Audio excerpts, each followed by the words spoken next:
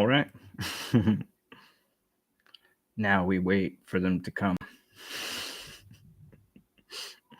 If you build it, they will come. Hopefully. So this gives me a chance to drink on this sweet ass tea.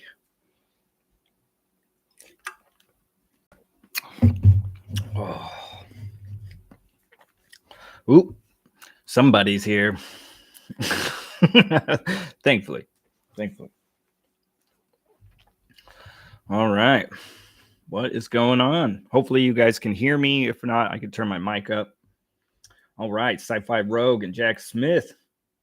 What's going on, guys? What's going on, Billy? All right.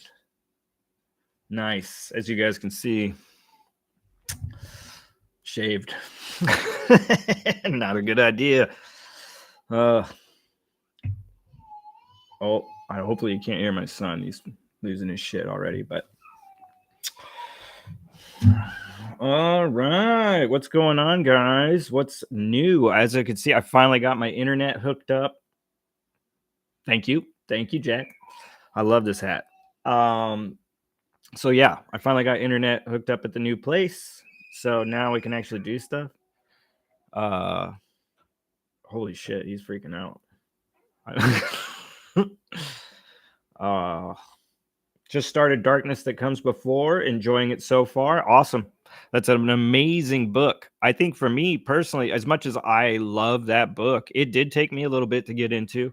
It's a lot, and it asks a hell of a lot of its readers. But once you kind of get into the flow, or if like once it gets its hooks into you, that's an amazing book. It blows me away because it's kind of so much of what, if I just heard somebody talk about like what exactly it contains, like as far as narrative and how the story unfolds, I'd be like, man, that's a lot of the stuff I normally don't necessarily care for. But somehow Baker really wrapped that thing up in a way that just captured me completely, and I couldn't get enough. And I assume this is a lot like how like people that get into Erickson and Martin and the way that because those are two authors I have not really gotten too deep into, but I know they have huge fan bases, and their writing is like this thing that their fans just consume and love. And that's what Baker has really done for me. And it started with The Darkness That Comes Before.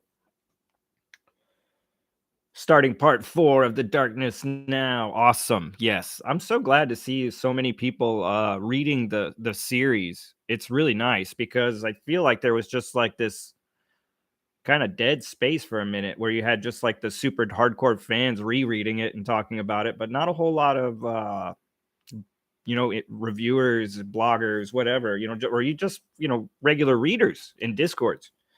So it's awesome. I'm super glad that series is at least getting a shot, you know what I mean, for people. I've recently, somebody commented on that, one of my reviews, and, they were saying you should mention the horrible treatment of women and and the racism. And I do mention these things, and I think the books aren't for everyone, but that's no book is for everybody. But these are definitely for a more darker tone and going to only really reach an adult audience that is willing to put, a lot of stuff aside and realize it's a fiction story, All right. Demetrius.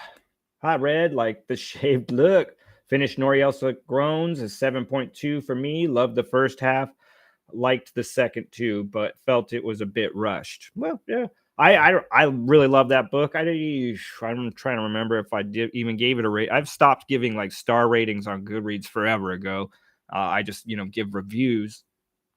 I love Norielska Groans. I don't think it's a perfect book, but I think it's an amazing story, and I think that Clayton Snyder and Michael Fletcher worked seamlessly together. For like, in my opinion, it seemed like one person could have wrote that book. And it's a really cool, I felt like refreshing kind of take for fantasy, because it's not really urban fantasy and it's not really fantasy. It's like this weird thing kind of in between. The Darkness That Comes Before went up in rating for me when rereading it after finishing the series. Yes, Lauren. Yes. I got to like the book, the whole Prince of Nothing trilogy. I think was better on the reread, which is crazy because you're eliminating all the mystery and intrigue there. That like that part is gone because you know what unravels, but yet now you have the time to really sink your teeth into that dense writing of Baker's because you're not playing detective. You're just really getting to soak in all the details and you're beginning to see where he planted seeds and how far back he planted those seeds. And it's fucking evil genius shit sometimes. You're just like, holy fuck. And that's what makes rereading them so good. I mean, it's really nuts because I've never really known another series that was almost built to be reread. I think Malazan is like that, but I haven't finished that series. I've read one book.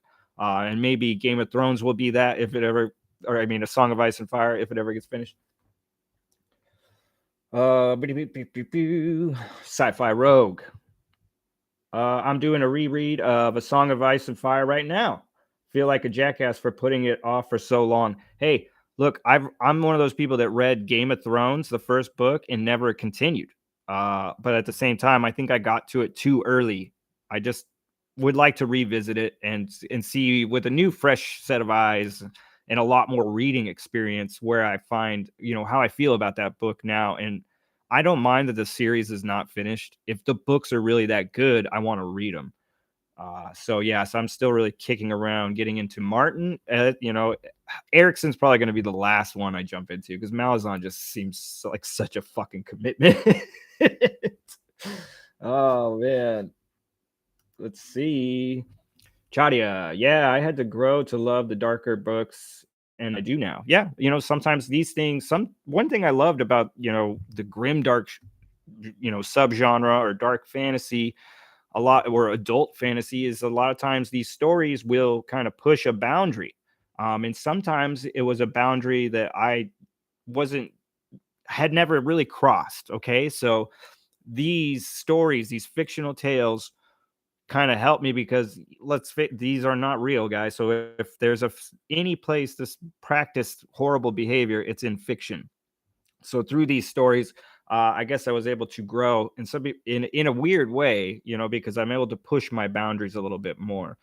They kind of help me become a more open-minded, not that doesn't mean accepting of bad behavior, but more open-minded and being able to analyze things just from an outside perspective without having to just go, oh, nope, nope, nope, nope. I really love that about darker stories. They've pushed me as a reader, but the thing is, I've read so much now, I've been kind of pushed in this spot where it takes a lot to jar me. Though recently I just got pretty jarred by S. Craig Zahler. I'm reading The Wraiths of the Broken Land, and it starts I've already put the book down a couple times. And I don't want to make it the boogeyman, but it's unsettling. Hey, Conrado. Hello. Greetings from Brazil. What is going on, man? You are one other person that knows about Ubelblot, and I've only read the very, very first volume. I need to get back into that because that is something I think people should know about. It's a cool ass manga that has like no representation. Though I just love Claymore. That's like the one I really want to cover if I do cover one. We'll see. We'll see. Dr. Puffin stuff. Internet confirmed. Nice. Yes. This is super, super sweet to have internet here. That was like my one thing. I was like, I don't mind moving out in the middle of nowhere, but I got to have internet. And so now I do. And it's really nice. Here, it's unlimited, unlike in Anchorage with GCI, who just cranks back on your internet after so much, data is used, and then they'll sell you more. It's such a fucking scam. I fucking hate them. So yes, I'm very, very, very happy with my provider now. I got fiber optic, I guess. All right. Lauren, 100%. Yes. See, I knew you would fucking.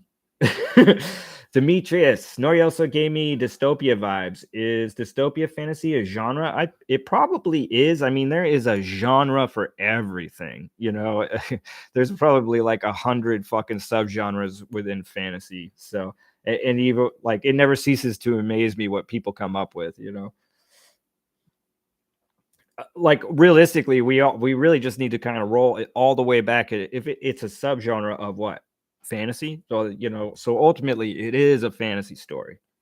We can put subgenres on it till the fucking till the sun don't come back up. But it in the end, it's fantasy or it's sci-fi or what we have convoluted the water for sure.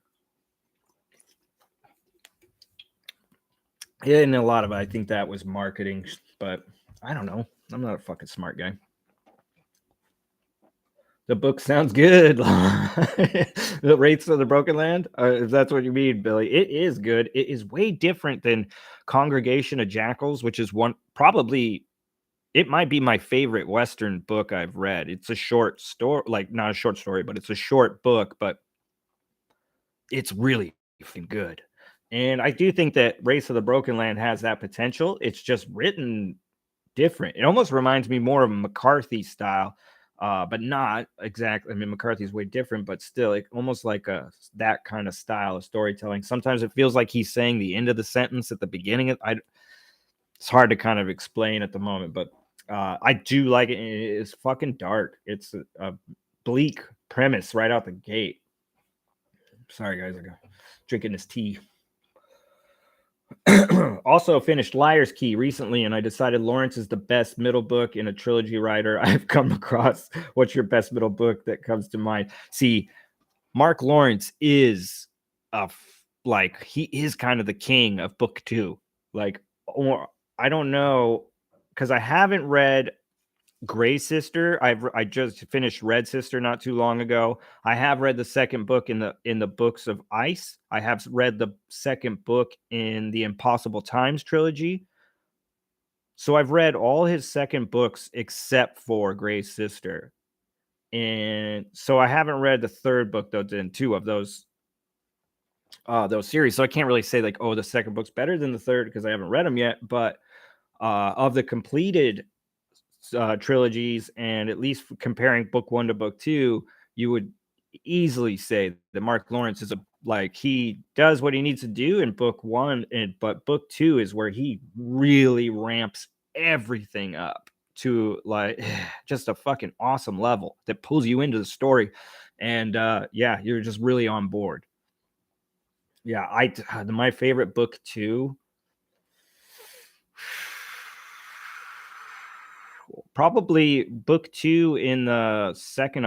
Well, I guess I don't. It's weird, but book two in Emperor series, like the White Luck Warrior, was to me like that's what fucking solidified that. Like I knew I was all in. But the Liar's Key is amazing. The Liar's Key, I think, might have been where I started to notice how good of a writer Mark Lawrence was becoming. Like it wasn't just his content and like the theme, like the darker shit that he was throwing at me. It was how he was delivering it. His writing had so obviously gotten better. And I honestly, so far, I guess, just personally, I do think his best writing so far that I've read is in the Red Queen's War trilogy. It is just really fucking good. All like book three to me was so fucking awesome. Uh, yes. Beginning of Race. Zoller throws you right into it. Yes, man. There was no easing into this one, man. It just fucking hits you with it, and it's weird because I don't know. It's a disturbing thing. It's not necessarily like a blood and guts like graphic description. It's a disturbing, thing that's happening.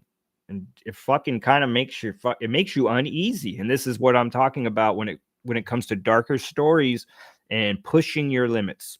You know what I mean? Like I definitely Zoller felt like he was pushing a limit with me, and I was surprised because I've kind of gotten to that point where I've almost just thought like, oh, it's gonna, I might not ever get surprised again, and then boom, it was like, well, I didn't see this angle. I didn't think about this. I didn't think about him coming from this fucking way, and it was unsettling, and that's good. I want to be unsettled by this unsettling shit. It lets me know I'm still like a fucking normal dude and not a psychopath.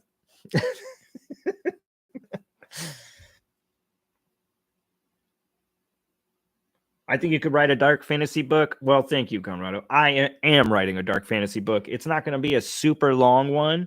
I'm aiming for like 60, 70, maybe 80,000 if I'm lucky words. Somewhere around like Prince of Thorns length. And I just hit 30,000 words last night. For some of you know that I would been writing it for a minute, but I nuked half of this fucking story because I'm an idiot and I don't really get computers as well as I should.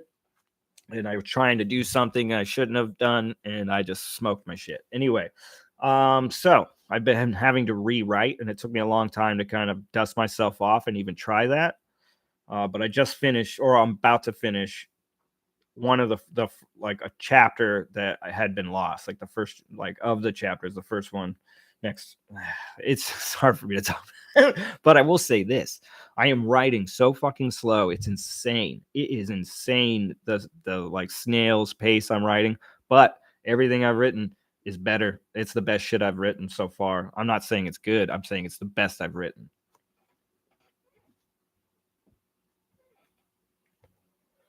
I've heard of Ubelblatt. It's about an elf on a revenge mission. Yes, yes, it very much is. And some of the art style might even throw you because it's got like almost a playful, like I don't want to say it, but kind of kitty. Like you could see the same art like kind of being applied in a children's fucking manga, and it would go like it would go well. Not the themes, like not the shit that's going down, but just the style of art. Um, it looks very playful, but it is dark and it's cool as fuck. And it's got some just really, to me, I was like, dude, this is cool. Like, I don't know, just stuff that's original, as well as some tropish stuff, but I like a little tropish stuff.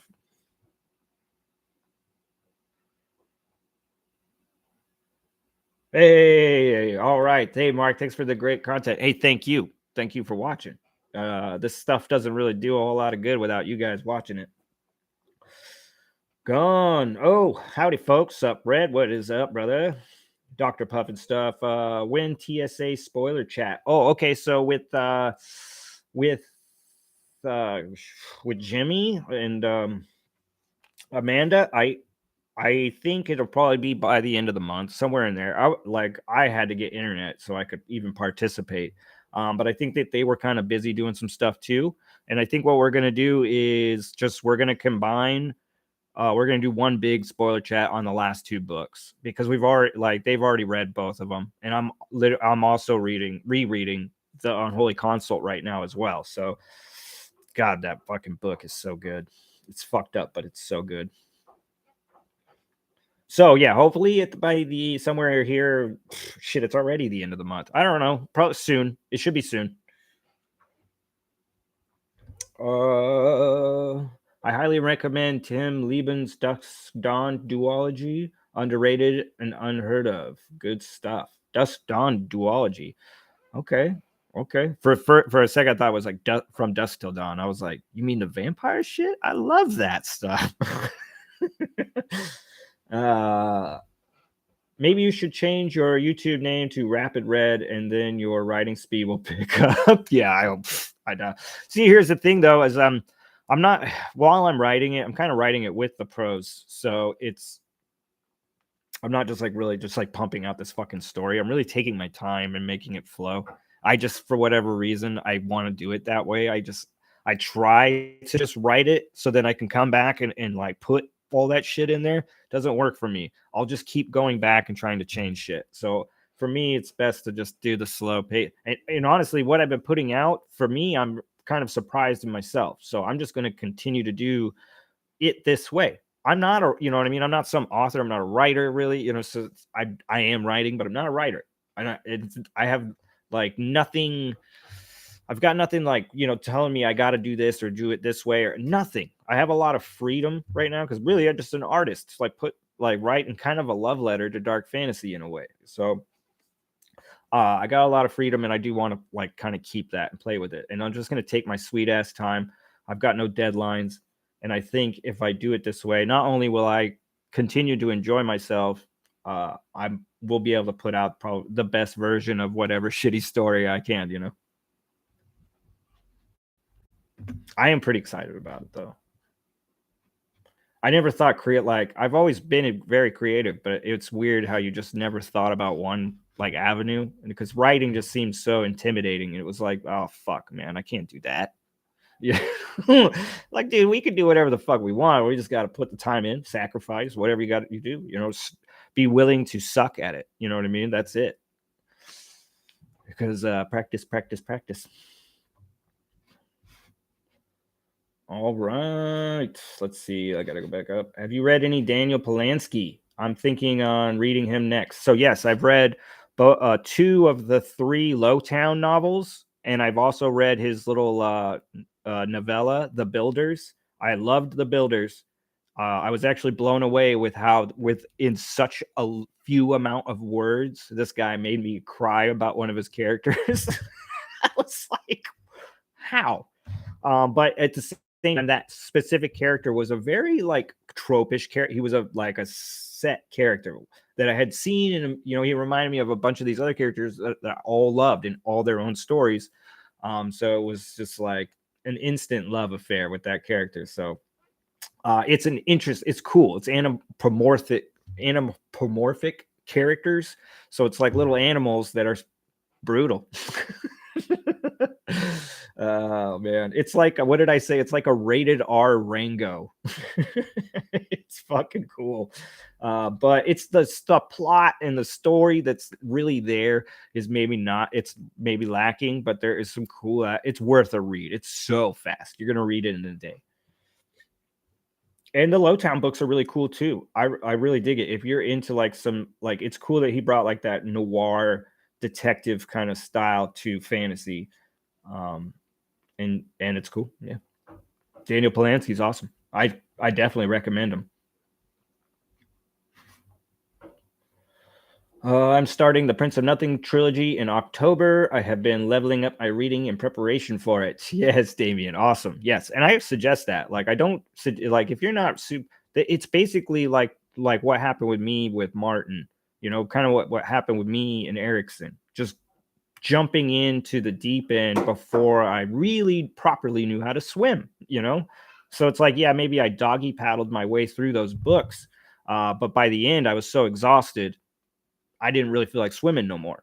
So yes, by all means, get your fucking muscles built up, because once you get to that, and if you are in a place where you're really receptive to the material, it will hit like no other. It is fucking awesome. Very epic. It's made me go back and like, I have such a like there's just like older stories now, and I love the way that they are written, mostly because of fucking Baker. You know what I mean? Like, I'm willing to like take forever to read a book because it's got some just dense ass fucking prose that's palpable.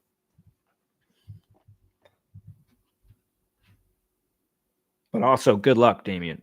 Take your time and enjoy it, and then don't be surprised if it takes a minute to get into it. It's a lot. It's a big bite to chew on. But I feel like by the end of that book, you'll fucking have a good grasp of like what you're in for, and if you like it or not.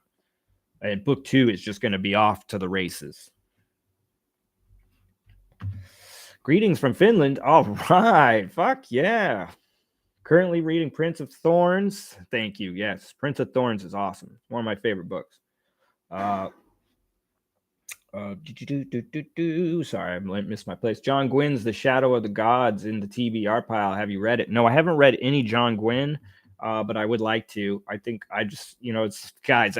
There's so many fucking books, and it's sometimes even really badass ones fall by the wayside because it's just I can only do so much. And I got so much I still want to read. Man, after reading Elric, and really digging it, it made me want to like go and read some Conan. And I'm really thinking about picking up some Conan because I'm really interested now. And that's the thing, is like it's so nuts because it's like there's so much old stuff that's been out forever that I really want to go get to. And there's all this shit that's just being put out now that's amazing. It's like, what do you do? Good problems to have. Good problems to have, guys. Mark Do you have in plan a secret history of a secret history? Okay, that's what it's called. By Mary Gentle. 4-book series from 2000, Grimdark mixed with the alternate history, way ahead of its time. I really liked it. No, I've never even heard of this, so I'm gonna have to. I'm sorry, guys. An alternate, a secret history by Mary Gentle. I'm gonna have to remember this and put it on the list. I love hearing about shit that I'm like, what? Never even fucking like. There's like authors where you're like, yeah, that's like I've heard of it, but it's pretty under like low on the radar or whatever. And then there's like these names and book titles where you're like, I've never ever heard of this ever. Like this is the first time. I like books like that because it's like that's how you find super like hidden gems.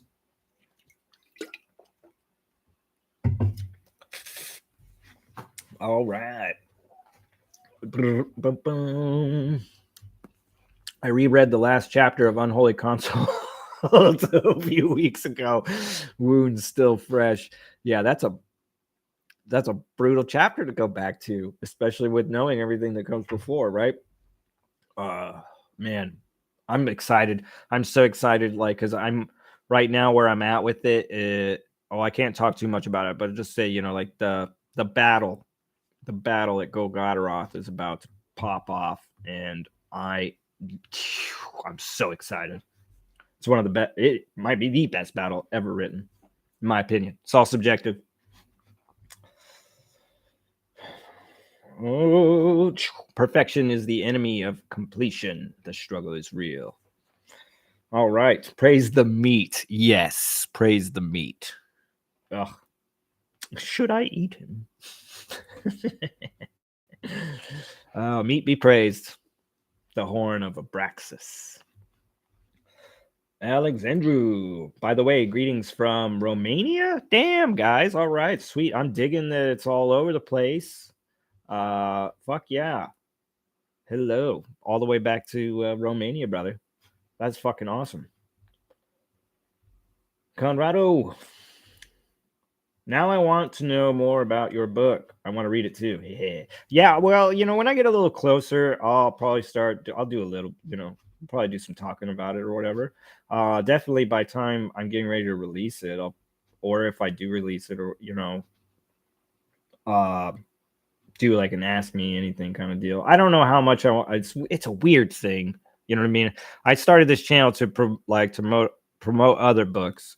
It feels weird in a way to use it to my own advantage, but at the same time, you're like, well, why wouldn't you? You fucking idiot. It's a weird struggle I'm having inside. There's this part of me that just wants to like release it out into the open on its own and just see what the fuck happens. But that's probably not a good idea. People really might want to know some stuff. I don't know. Or people might want to get a hold of me so they could tell me how fucking horrible it is and go on rant reviews. Shit, man. I got to scroll down here. All right, guys. Dr. Puffin stuff. Current House of the Dragon thoughts. Dudes, I'm fucking loving that show. I just watched the latest episode. I was a little behind. I just watched it yesterday. And holy fuck.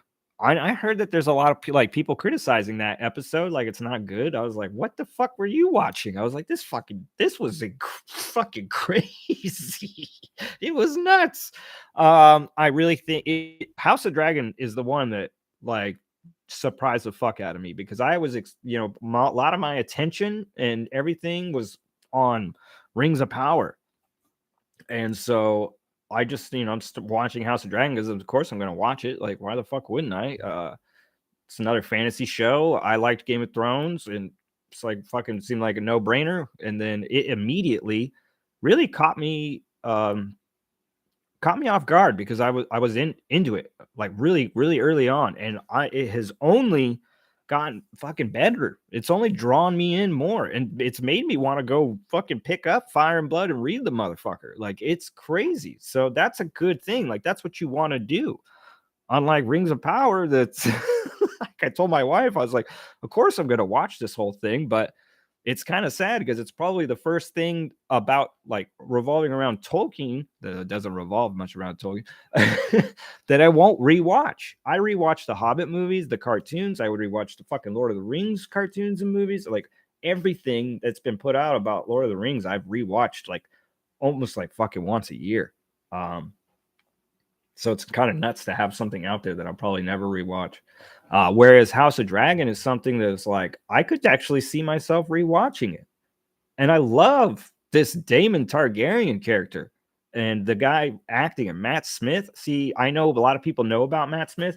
I only know him because of his face, really, as a recognizable face. I wasn't like this dude that was sold on him, especially from like just pictures and stuff like that. I was like, fuck, this guy has really stolen my attention. And I'm like, fuck, this dude can act. Like it was so fucking surprising. And just I was like, yes, this is what I need from a TV show right now. So yes, House of the Dragons, I can't talk highly enough about it, really. And I if I wanted to, I don't want to go into spoilers, but if anybody wanted to talk about all that stuff, dude, I'd be down. But see, I don't know anything about the source material. So I don't know how if they're straying far or not, if it even fucking matters. But what they have shown me as just a fantasy, a guy who loves fantasy, is something that's got a lot. It's got an adult fucking feel. I don't feel like they're putting kid gloves on it. That are delivering me a fucking story that is designed for adults, and I'm just chewing it up. That's like, yeah, I don't even care. Dark and Dastardly shout out from the Second Apocalypse podcast. Yes, you guys should go. You guys should go check out that podcast. By the way, Chadia, I'm reading Darkness super slow. First 2 parts, I had no idea what was going on. So many factions, but after part 3, I'm now really interested. And that's the thing. Yes, like Baker has this weird way of like where in a lot of ways he has very indirect exposition where he's not doing like what a lot of other authors do, but then at the same time he has this way of putting these factions on you, like exposition wise, just hitting you with the fucking names, and it really builds to this like massive size, but it can also be overwhelming and hard to just keep track of. It reminded me a lot of the Silmarillion and the Bible when I read it, and those are 2 books that really captured me a lot. Even though I'm not a religious man, but I've still read the Bible. All right. Sam, did Empire of Dust age well for you? I was actually just thinking about that trilogy the other day. I love the fuck out of book 2, and I really liked book 1. Book 3 was, I don't know, I just still kind of on the fence. As much as I don't think it was like horrible, it was just not as comparable, I felt. And I felt like there was just a lot of stuff left open. And it's weird because then you could get, I think because then there might be another author that leaves something so but fucking bizarrely open and ambiguous, and I praise them. So I want to just say I think there is a way to leave open threads, to leave lots of room for the reader to speculate. But it needs to be done in a certain way where you're like okay with it. You're like, oh, all right, yes, she didn't give me the answer there, but you know what I mean? I could think about it, and that's even part of the fun. No, like I think one of my issues was like it felt like we were getting introduced with new stuff as we're trying to sew up the story, and then the new stuff didn't even get addressed. It was weird. It almost felt like it was edited, like fucked up or something. I don't know. I really do like that trilogy, though. I mean, it's on my top shelf. I got hardback books of it. I think her writing is awesome. I know there's polarizing takes on her writing. I think it's really beautiful, and she does switch perspectives a lot. So maybe you might be a fan of one and not another or whatever. But like the Tobias chapters were fucking gold. I was just thinking about Tobias the other day. So obviously she's done something that is good enough to keep me, thinking about it. Red, a question. Have you ever read any David Gemmell? No, but I picked up Legend. I don't know when I'm going to get to it, but I do want to read Gemmell because he's another guy like, just like, what is it, Robert E. Howard, the Conan author. There's a couple guys I feel like, and gals, there's some like J.B. Jones. I want to get out there and read some of these authors that have just done it forever ago. It's weird for me. I don't know, because it's one thing because it's like I might be like reading something more modern and be like, oh man, like these people did something I've never seen, and then I realize like that shit's been done fucking 40 years ago, whatever, 60 years ago. I like to go back to the roots. Sometimes it can like sometimes I can only handle so much roots that I got to get into something more modern. Sci-fi wrote Fire and Blood is pretty good so far. I'm still pretty early on though. Yeah, I don't know the show is as far as the show. I'm really digging it. I mean, does that mean that they can't fucking tank it? No, I mean, of course they can ruin a show at any time they want, but right now they have my attention.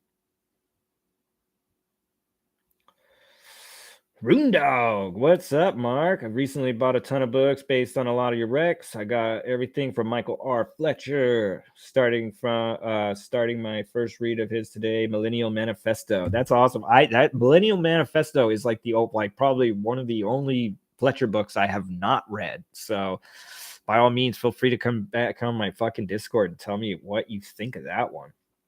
I kind of do want to read it though. Like,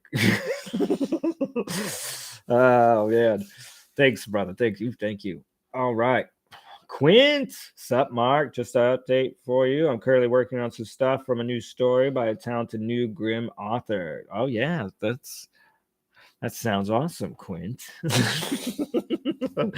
And for those that don't know, Quint draws awesome shit.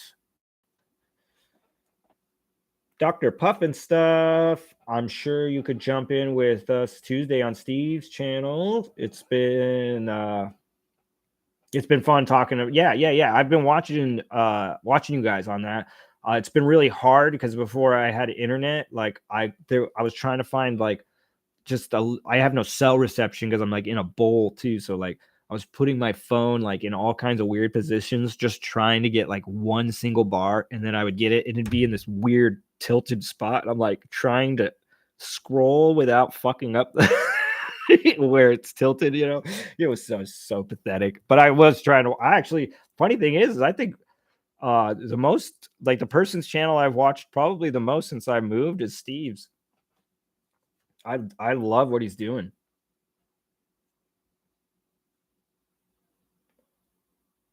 Grimdark does not get more grimdark than the Bible. Yeah. The Bible is dark as fuck. I was so surprised, and you got to understand that's probably why I continued to read it. Like, I mean, at that time when I was reading it, I think I mean, I definitely I was searching. So, but one thing that really grabbed me, not in just spiritually, but just like as someone reading a story, was the dark nature of things. Like I just some of like the behavior of the human being, like just trying to like going crazy, banging on a door, telling dude like, "Hey, give us those, give us those angels. We want to fucking rape them."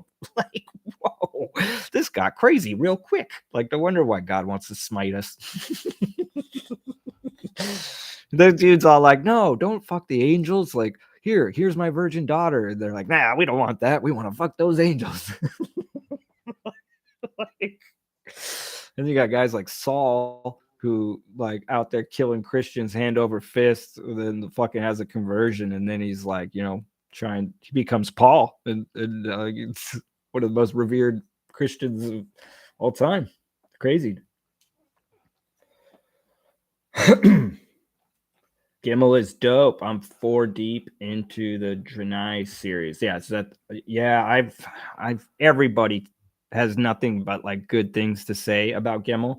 And the other thing that makes Gimel really like I want to, I guess enticing is a lot of my favorite authors all kind of quote him as one of their influences. So it just seems to make sense. And he's one of those guys, right? Like I said, like I like to go back to the roots. I think Gimel has, he has got some roots, like there he might be coming after a lot of these other guys, but still I feel like he might be in a time before what we're in today.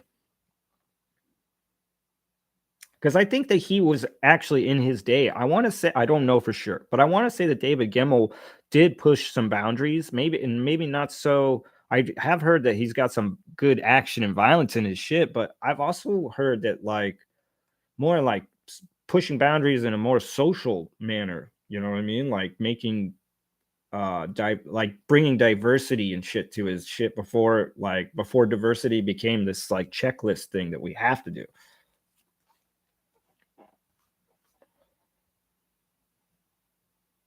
And by the way, I'm not a fucking hater on diversity, all right? I'm just saying.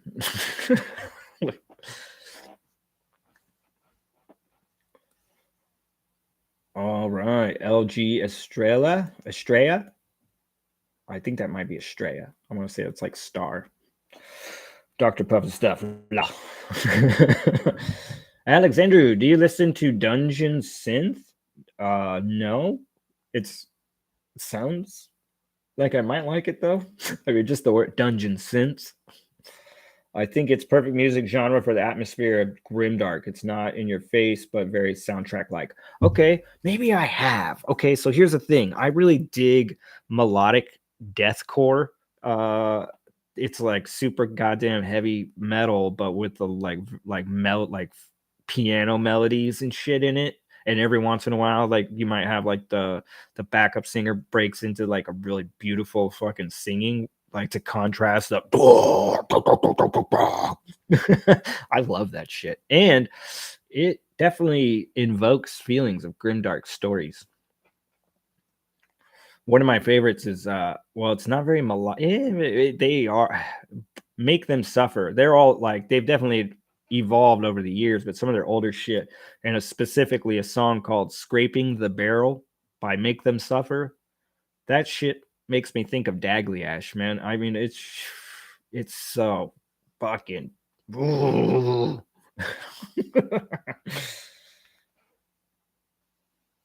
right, Mark. The Troy trilogy is the best of Gemmell I've read so far. You would really dig it. Okay, cool.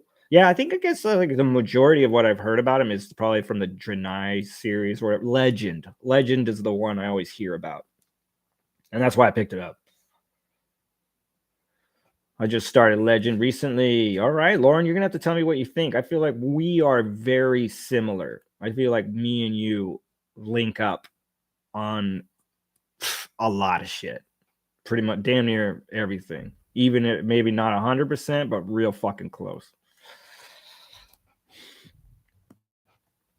Bobby, do you find some of the darkest grim book or some of the darkest grim dark books? Yeah, okay, sorry, I'm dumb. Do some of the darkest grim dark books have some of the best humor? Yes, because I do think that like I'm one of those weirdos. I'm like, I understand how broad the grimdark genre can be for some. For me personally, I feel like it's a more narrow kind of gap there, and a lot of stuff that gets deemed as grimdark is probably more low fantasy or just dark fantasy or whatnot.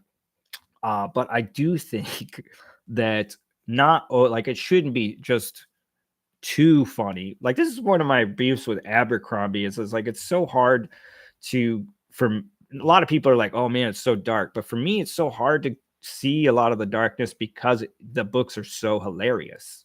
Even though I know he's coming at it from like dark humor.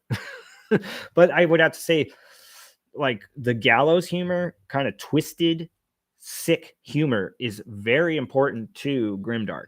That's my take. You know what I mean? I think that stuff is almost put in there. For me, Grimdark stories are hyper. They are very bloody. They are very dark and twisted. And part of that twisted part is the sense of humor.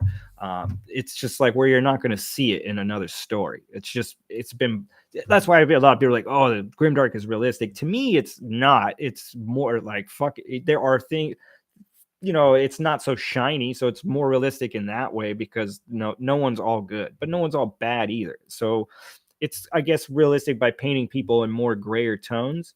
But I do think that Grimdark is where we get hyper fucking exaggerated shit, like just characters that couldn't be real. They are or they would be deemed psychotic. Obviously, like that's why Jorg Ancraft, um, to me is like one of the best Grimdark protagonists because he's like in a lot of ways he's just so extreme, man. Not only is a kid like this, there's probably no fucking way we're gonna actually have a kid like this in real life.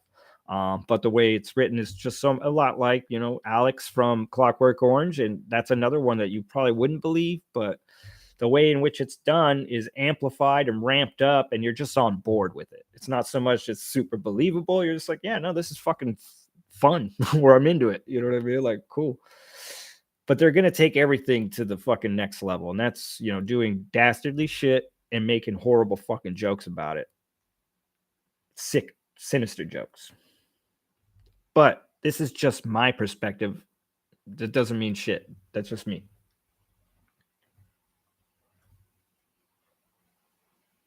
But I like personally, it depends on your sense of humor, right? So I mean, for me, yes, I think the Grimdark books have the best humor because I have a bit of a twisted sense of humor, or I really appreciate dark humor. Dr. Puffin stuff in between Buried and Me, that genre. I like Alaska. I like the Alaska song. Oh, okay, yeah.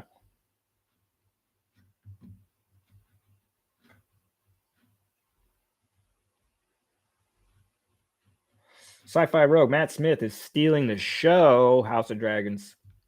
Been a fan of his since Doctor Who. See, yeah, like I'd never watched Doctor Who. My buddy was really into it. I think he tried to get me to watch it, and I just never got around to it. And I know that the Doctor like changes every season, or at least every so often. And but I know that he had like a lot. That's pretty much what everyone knew him as. I kind of know him as this guy that I just recognize his face from other films. Like wasn't he in one of the Terminators? Was Terminator Genesis or something like that? I want to say he was in one of the Terminators. It's maybe the fucking bad guy. And I also could want to say this because the second I saw his face, I was like, dude, that guy's got a bad guy face. He ended up being the fucking bad guy. I think that's one of the things about Matt Smith that threw me off. It was like I look at his face, I'm like, no. And then now, like the way actually watching him act, and I'm like, fuck, dude, like this guy's super charismatic and everything, and just proving me wrong. And I don't know what the fuck I'm talking about. Matt Smith, you are more than worthy.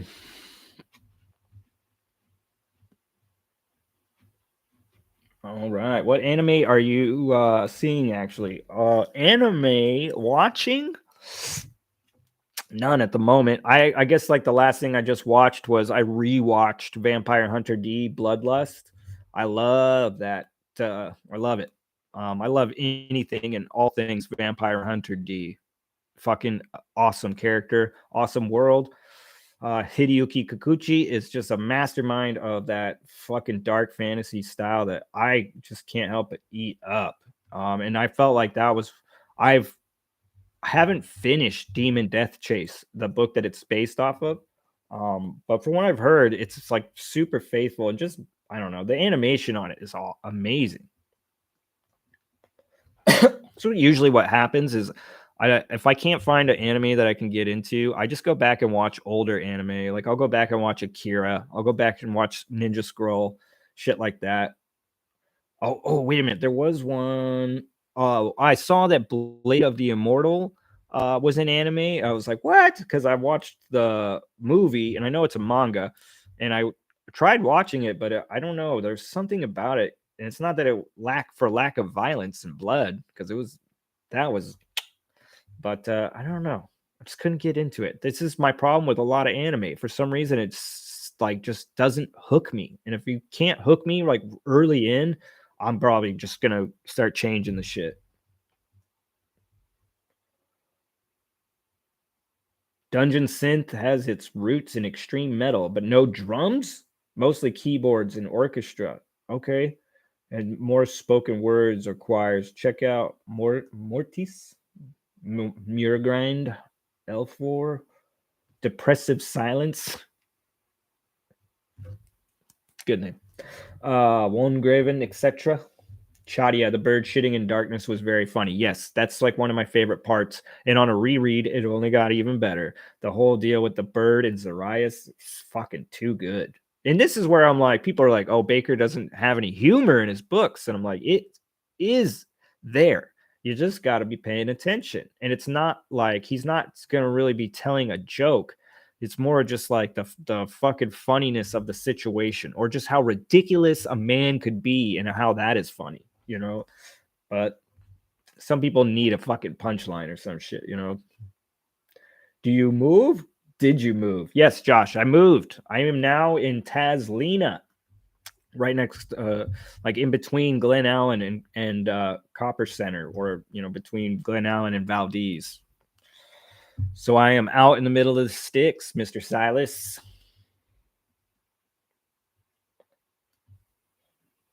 All right, Nix. I'm from Los Angeles, and those trees behind you look amazing. Yeah, dude.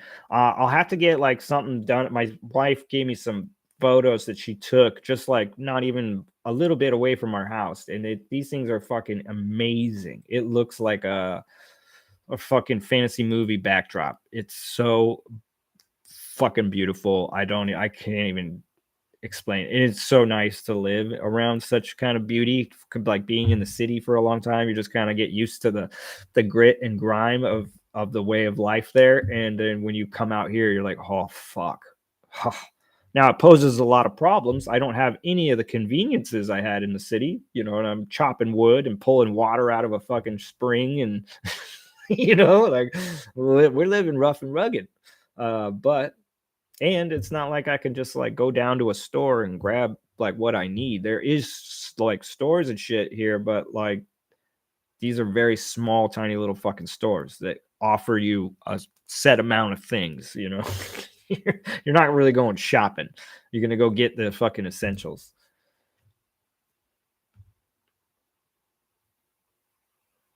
I want to visit Denali National Park one day. Have you ever been? So no, I don't think I've actually been to Denali National Park, but I don't think I live that far from it now though either. Um, I'd have to like look at the fucking map. I guess I don't. Alaska is goddamn gigantic. If you actually compared its size to the lower 48, it's staggering how big this fucking state is.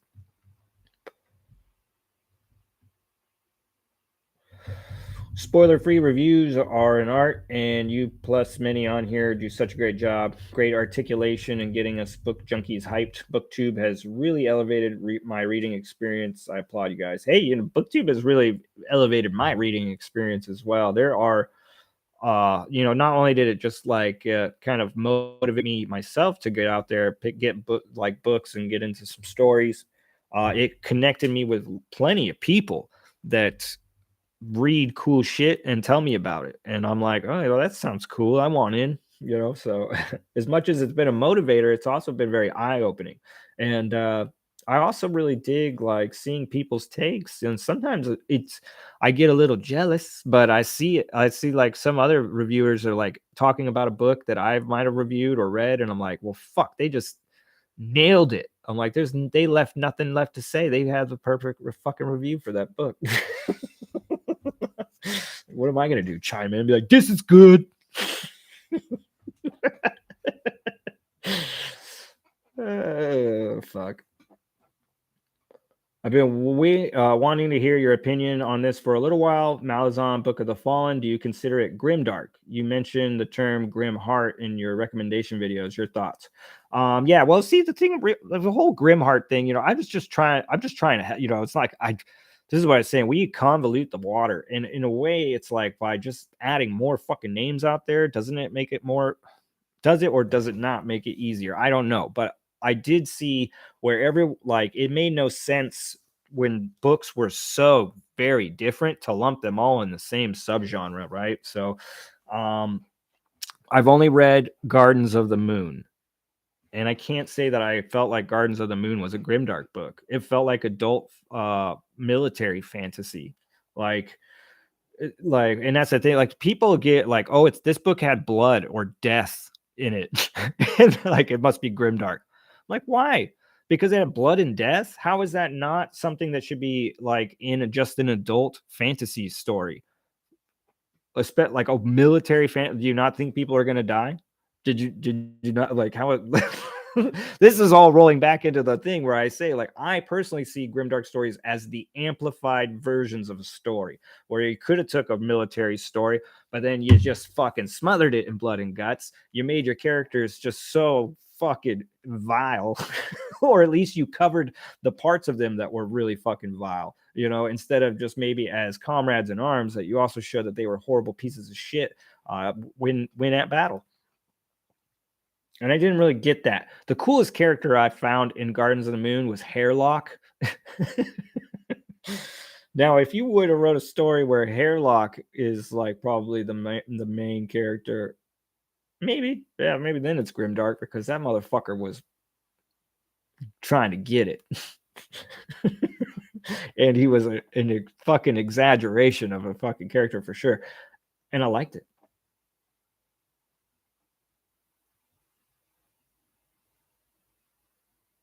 But also, I would say, if I'm probably not the person to really ask, because I've only read Gardens of the Moon. People like Philip and Jimmy, and I think Mike might not be Mike from Mike's book reviews. He might not have finished the series, but I'm pretty sure he's waded deep enough into the water where he could make his, like, like his kind of fucking, I don't want to say assumption, whatever. He can give his 2 cents on that shit. Um, Tough to say. I don't know. This is what I always like too. Like, what do the authors think about their shit? Like, does Erickson think he writes grimdark? I bet he doesn't. I bet he thinks he writes fucking adult fantasy.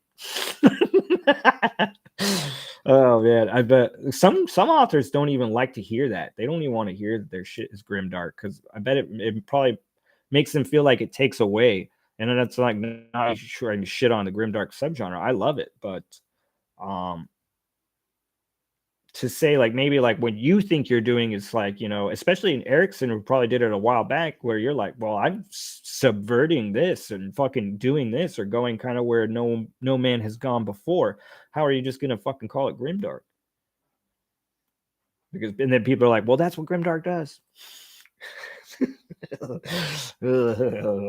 Fucking grimdark. I actually thought about what would be a funny story, was like if you set like a grimdark story about like the fucking a poet who's like arguing about this new fucking style of poetry that's dark. Like it like go on this whole crusade of trying to define what this new style of poetry really is. what makes it. Of course, they have to like poison and kill and cut each other on the way there.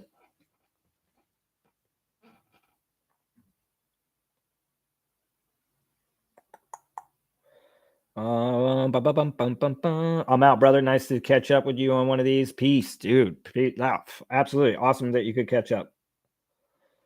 Dr. Puff and stuff. Been to Valdez and Cordova while I was in the Prince William Sound cruise. It's a beautiful county. Yes. Okay. So Valdez is literally, it's super beautiful. On a nice day.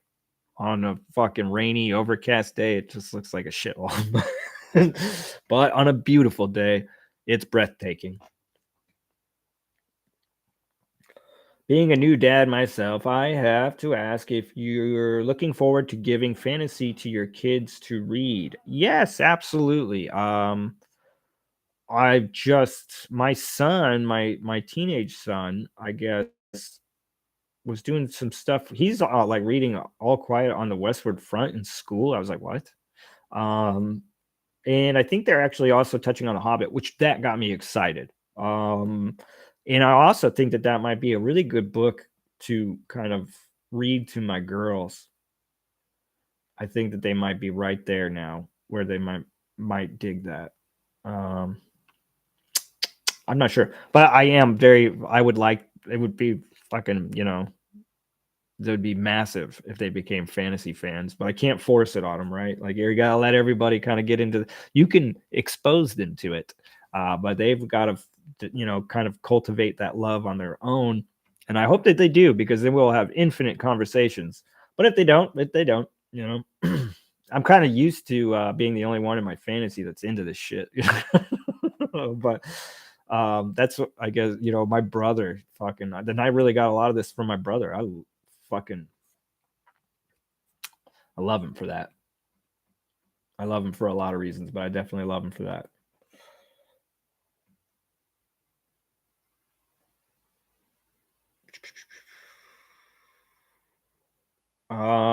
Do you have any plan to read the Saxon Stories by Bernard Cornwell? It's based on the basis for Last Kingdom TV show. Okay, cool. So like, I've watched all of the Last Kingdom. Like, I discovered that like fucking maybe right before the pandemic or something like that, and I just binge watched everything, and I loved it. Especially like I think it was the very first episode that had Rutger Hauer in it, and I was like, "What?" Because I'm a huge Rutger Hauer fan, so like I was just blown away. And like the conversation he's having with this like kid who's just now becoming a slave, and he's literally watching everybody in his village like behind him being fucking hung up and everything. Like, and then there's just in the middle of it all, he's having this fucking conversation all nonchalant. That shit was so good. uh, it really was like, yep, I'm watching this. I don't know if I'm going to read the books. Though, I mean, it's not like I don't have interest. I have a lot of interest in reading them. I just know realistically, I've got a dump truck full of fucking books, and people are only writing more as we speak. So the fucking likelihood that I'll actually get to them, I don't know. Okay, Chadia says nope. Erickson says it's not Grimdark because it still has hope. Okay. Um okay. I mean, like, and that's kind of what it rolls into, right? Everybody has a different perspective on Grimdark. I don't think that Grimdark lacks all hope. I don't think that hope is the motivator, though. Where in a lot of normal fantasy, hope is a massive motivator. You know what I mean? That's why hope is what gets the hero through the impossible fucking circumstances, right? Like, they gotta have hope that they can fucking defend themselves or these innocent people against the unstoppable army, whatever, right? Like, I don't that okay. But then Grimdark, I'm not saying that it's not got any hope. I just think it's a different kind of hope. I think that you hope you get away with it. You hope like, you hope that you fucking stab this guy before he stabs you. Because the ultimate motivator is probably something more like defiance. Yeah, defiance or revenge or something like that. You know what I mean? Defiance is a huge proponent of Grimdark, because I always say, like, Grimdark books have a fuck you attitude. So like, if you feel like the story is a big middle finger, then yeah, you're probably reading Grimdark. But it doesn't mean that it's got to lack any hope, I don't know. It's weird. It's weird. Like I said, it's a tricky subgenre, right? And since we all kind of have like some like basis, some general shit, but then we all have so many differences in like in some other stuff. So it's like concrete that just never sets. It just is. Grimdark is just this gray goop that just won't ever settle. All right. Erickson has said that he doesn't write Grimdark. I finished the series earlier this year, and I don't think it's either. Definitely dark, though. Cool. Yeah, my buddy Evan has been reading it, and he's been devouring it. And he's been telling me, like, because he's read Baker's stuff, and he thinks that Erickson is now maybe the new fucking king of his reading mind. And but he's told me, like, that there's some pretty dark shit in there. Angela, what's going on, Angela? Hi, Mark. I read The Builders by Daniel Polanski recently and loved it. Reading The Hobbit to your girls might help get them into the game or into the genre. Yeah, I think so too. Especially because something too is like we could read that and then they like I could kind of show them the cartoon as well, like the Rankin Boss cartoon. I think because I think they would really, as much as it's kind of a lot like outdated to them, I think that they could still kind of enjoy it, or even the movies. I think that they would enjoy the movies a lot.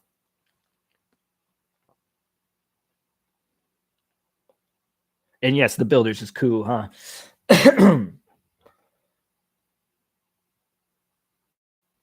Yeah, I agree with you about Hope's Place and Grimdark Fantasy. Yeah, I mean, like I'm not the I don't, write anything in stone here, guys. I'm the guy, not the guy that defines the subgenre, but those are my takes, and I can just, I guess, qualify myself as at least somebody who started reading it a minute ago. You know what I mean? I've been in the dark water for a second. Hey, Mark, what's going on? Alan from the Library of Alexandria. Phew. Hey, I was watching your Iliad video because I honestly, brother, like that the Iliad was this. I read this like graphic story of it. It wasn't a comic, but it was like a fucking graphic novel of the Iliad or whatever. It was for like kids that wanted to get into reading or whatever. And it worked because that was the first time I really was like, dude, reading can be cool because the Iliad was just breath fucking just blew me away. Blew me away. And I immediately started getting in, like, found as many of those like little graphic novels on all of the Homer tales I could because they were just so good. So good. I'm sure they're very different from the actual tales that were written or whatever by Homer or whatever, but it showed me that how cool not only history but stories could be. Machiavellian characters and gallows humor is what got me back into reading. Yeah. And that's the thing, right? Like sometimes like I don't know if I would have gotten back into like I was not really a fantasy reader. I was way more sci-fi like Star Wars reader or like Anne Rice if you want to call it dark fantasy or gothic horror. I read a lot of those kinds of books. But until I read the Night Angel trilogy, which I know a lot of people are like, all over the place with that, and they say it's like YA and shit. Like, you gotta understand, like at the time, I didn't notice any of the YA shit, but at the same time, I didn't even know what YA was when I was reading those. So to me, they were just books that had darker shit, things that I never seen in a book before. And I was like, well, fuck, fantasy could be like this. And that's when I researched and found out about Grimdark and fucking Prince of Thorns. And the rest, as they say, was history.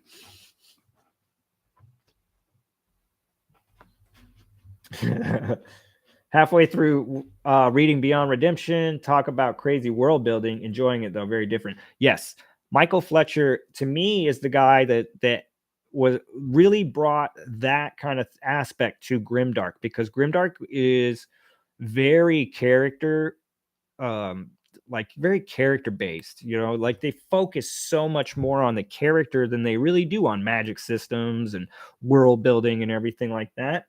And Michael Fletcher to me is the guy that said, well, why can't we fucking bring that aspect in it too? And certainly there have been more since then, and there might, even been before, but to me, there is no better magic system in the grimdark subgenre than the one that's contained in Michael Fletcher's Manifest Delusion series. The Beyond Redemption, Mirrors Truth. You have the side story. Gosh damn, what? One blanket. Swarm and Steel, and then him and Clayton Snyder are going to be working on the last Manifest Illusions book together. Just amazing. Okay, so here's the thing though. I do want to say this. There you will notice a difference when you jump from Beyond Redemption to Mirror's Truth. Now that's book 1 to book 2. And I would say book 2 reads very much more like Grimdark, where it's much more character based. You know what I mean? Like he's already established a lot of stuff, so he focuses a lot more on the character. But I feel like you'll also feel that shift, that vibe change a little bit. Like the books do have two different feels, even though they're in the same world and same characters. But the work he did in Beyond Redemption is it needs to be applauded. It needs to be recognized because he fleshed out a hard magic system basically in a fucking Grimdark book, which just doesn't get done. And that also worked in, he weaves it all together with his world building. So it's not just a magic system, it's also this world he's created. And it's so thought provoking and intriguing. And it maybe is it as hard as something that Brandon Sanderson or Brent Weeks does. Maybe not, but it's right up there, is my opinion, especially when it's in this subgenre. You just don't fucking see this shit. And I can't praise it enough. And not only that, he didn't, like, even while putting that much focus on all that world and the magic system, he still brought some of my favorite characters into the fold as well. Now, do we get to focus on them more in book 2? Yes, but I had no fucking issue with them in book 1. In fact, that's where I fell in love with them, so especially Witch Tig and Gurn.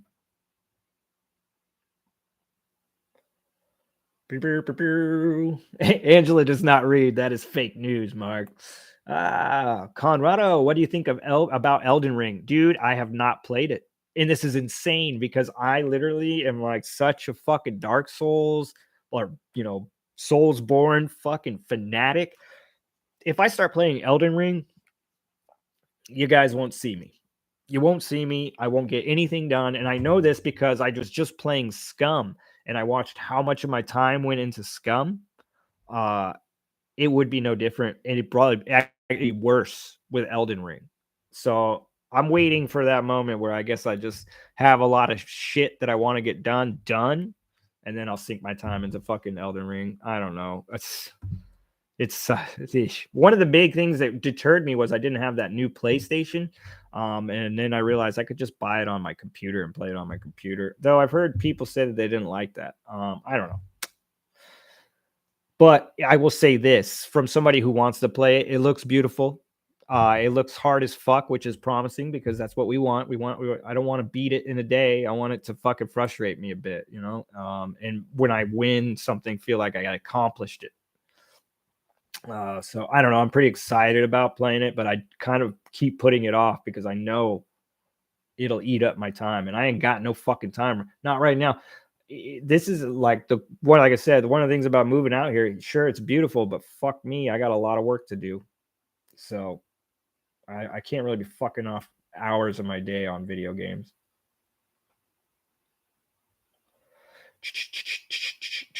Dang, that's awesome, Mark. I don't think I've ever seen a graphic novel of the Iliad. Yeah, I want to say this would have been in the mid 90s because I was in middle school, like early middle school, like 6th grade or something. Because I didn't had no interest in fucking reading when I was a kid, and that was the one that like fucking captured me. I wish I knew the name of like the company that pumped them out because they had like a whole like volume of. That's how I read the Odyssey and all that stuff, like, or at least like that's how I read it and knew, like, really learned about the story and was really excited to talk about that stuff anytime, like in world history and shit, like stuff when it got brought up. It really led me into becoming such a big fan of Roman history. I read both Malazan and the Second Apocalypse. Seeker is king for me, but Malazan's story is great. The way he depicted gods and some of my favorite stuff. All right, yeah, I know. I'm gonna do the Malazan thing, but it's gonna be, like I said, that's probably the last stop for me. Hold on one sec, guys. Let me go fucking empty myself real quick.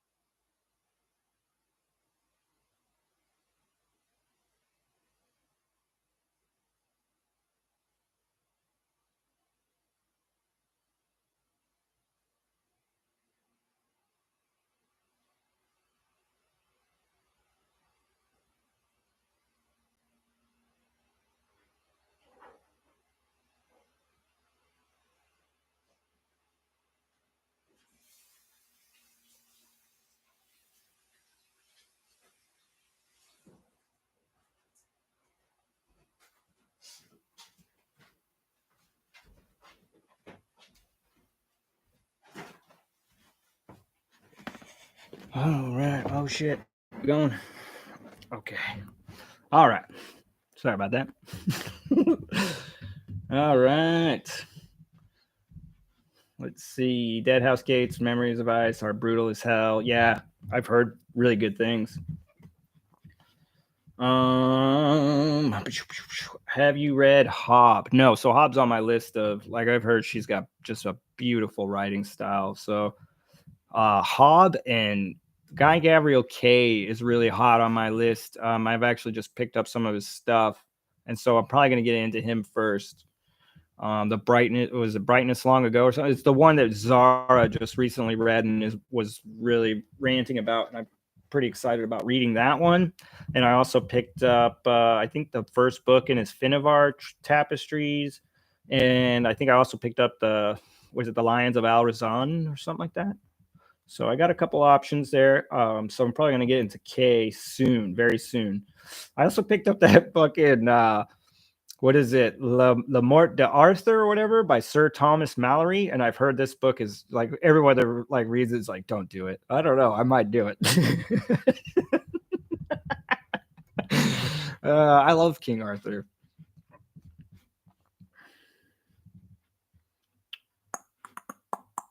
But anyway, yeah, sorry, I got totally distracted there. Hobb, Robin Hobb is high on the list. It's one of those things. I feel like I can only really take in one of these powerful writers at a time. Like if you have a very like fucking amazing writing style, it's really hard for me to read you and then another person like that. I prefer to read like somebody that has a very strong heavy or dense prose. If I'm reading something like that, then if I'm reading something at the same time, I want to make sure it's much more straightforward, bare bones, just fast paced, something I can just get from point A to point B and stuff, or at least just something that doesn't like that every sentence I read doesn't make me fucking go off in thought. That's the thing is like I love those dense books, but they could take a long time to read if they're like really introspective. Like you're just like, God damn it! Every paragraph I've spent 10 minutes thinking about my life.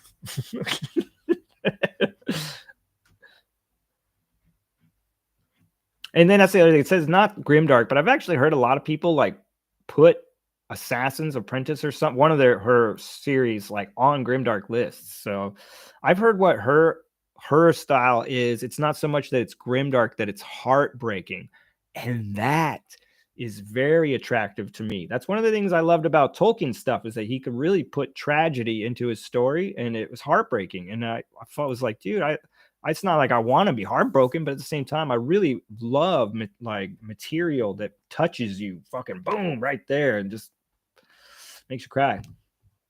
I think that's a fucking I think that's a talent. It's beautiful to be able to do that to people with a story with made up people. Fucking Jesus Christ. It's crazy. The Phobos, what is up? I was just thinking about you the other day because I was thinking about fucking barbecue spare ribs on the fucking moon. Random question. Have you checked out the Last God comic? No, I haven't. But I tell you what, I just recently picked up, or I recently read. I picked up Die a while back when I started that Comics Quest, and I finally got into it. I'm almost done with it. I'm on the last volume, but I own the physical copies of the first 3 volumes. In the 4th volume, I got it on my phone, so I'm dragging my heels because I hate reading it on my phone. But I'm actually really impressed with Die. I think that there's issues with it, but as for fantasy readers, they might, especially if you're into Dungeons and Dragons and just like fucking fantasy kind of shit, Die would be something to check out. But also know that your characters are horrible people. But this one I read recently, just a couple days ago, and I know there's a whole bunch more to it. But it's called Rumble, and holy shit, dude, this thing is crazy. It's weird as fuck, but it's so entertaining. It's very fast paced, and that would probably be my main criticism. Is as much as they got some cool story to tell, a lot of it kind of is maybe more shallow than in depth, because they're really just taking you on this bullet train of an adventure throughout the issues. But I'm going to continue it. I'm going to buy. I don't know, because came out of a couple years ago, I think. So before the pandemic or some shit, and I would love. I don't know if it's actually finished, but I would, if it is, I would love to read the rest. It's definitely got me. I'm hooked at this point. It's actually funny because I bought that a while back, and I read like a page or two, and I just put it down. I was like, nah, no, I'm just not into it. And then now look, a fucking year or whatever later, I picked it up and I've smoked through 3 volumes. Just like, dude, this is cool as fuck. I do think it's very creative. The monsters are fucking awesome. The artwork and coloring are fucking phenomenal. It's something I wish that my buddy Doug and I had when we were kids. Like if we would have had this like as like teenager, like young teenagers, it would have been our favorite fucking thing in the world. I miss that guy. But so I'll put Last God on the list. Because the other series that I read was Sana Takeda's and Marjorie Liu's Monstrous, and I've got up to volume 6. That's where they like had taken a break, and now I realized that they have off of hiatus and started writing the book again. So I was up to volume 6, and I really like Monstrous. I think it's really beautifully drawn, and there is some amazing concepts, and it's a fucking really good book for fantasy readers, and it does have depth. But I also I feel like some things are being forced, and they're touchy, because it's just like, it's one of those things. There's a lot, like the female character deal kind of feels like it's being forced upon you sometimes. And I'm all about like female casts and powerful female characters, but sometimes it feels like it almost like it's just, I don't know, it feels almost unrealistic in a way. But I noticed this thing. I think maybe it's just because that whole world is more like female oriented.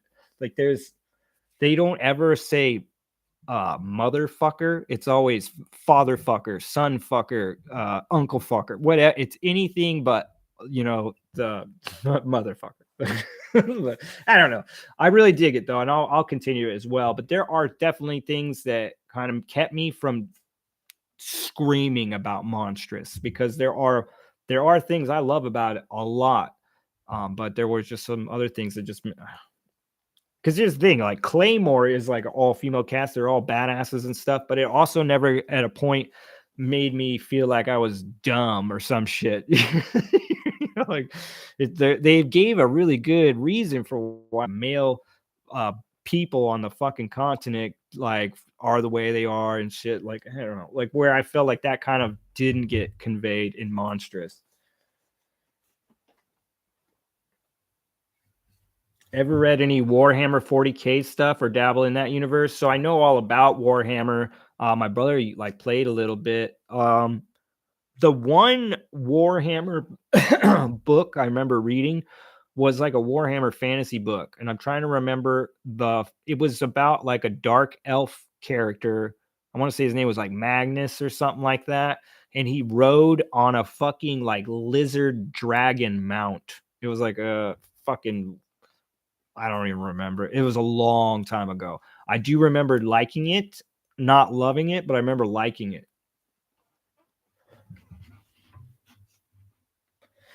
If you like King Arthur, I think you'd like Warlord Chronicles, grounded more realistic take on the legend. Okay.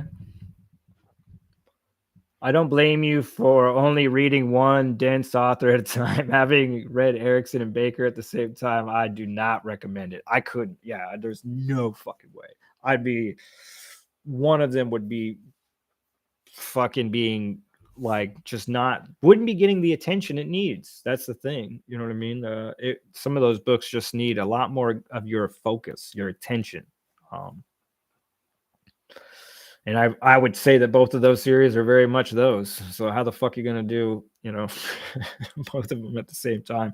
That's where it's like a lot of times reading can be like watching a show, where it's not a weird deal to watch 2 TV shows, at the same time. Most of us probably do that. But this is where you run into that deal where you're like, oh, these are two shows you can't watch at the same time. It's just too goddamn much to keep track of. You're gonna need to just knock one out at a time.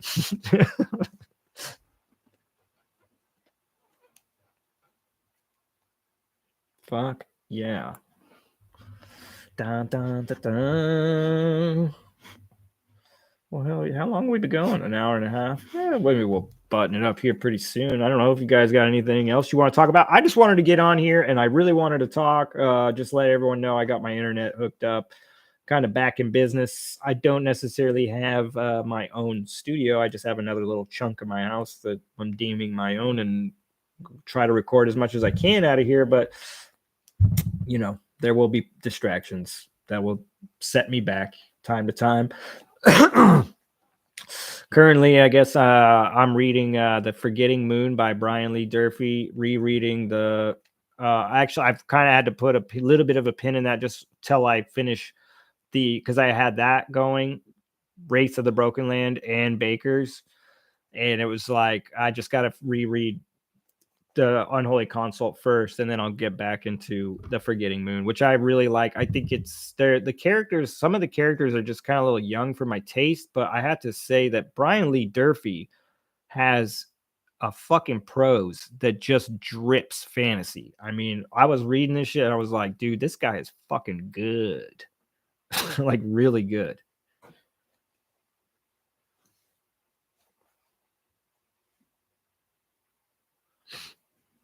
New room looks dope, or corner. Yeah, it's basically a corner, a little bit different setup though. Yeah, I inherited these fucking encyclopedias and I just kept them because I figured they make me look smarter. I have actually fucking cracked into them. I'll tell you what, when I got here and I had no internet and I'm trying to write some shit, it's like, dude, I have actually already used these encyclopedia a handful of times, as well as the fucking as well as my handy dandy dictionary that somebody fucking mailed me because I'm an idiot that doesn't understand words. So yeah, I mean, I've utilized. It's funny because it's been a little bit like going back in time, where if I want an answer, I have to refer to an encyclopedia or a dictionary. I was trying to teach my daughter the other day how to use the dictionary because she was like, "What does this word mean?" I was like, "Oh, this is perfect time to use the dictionary."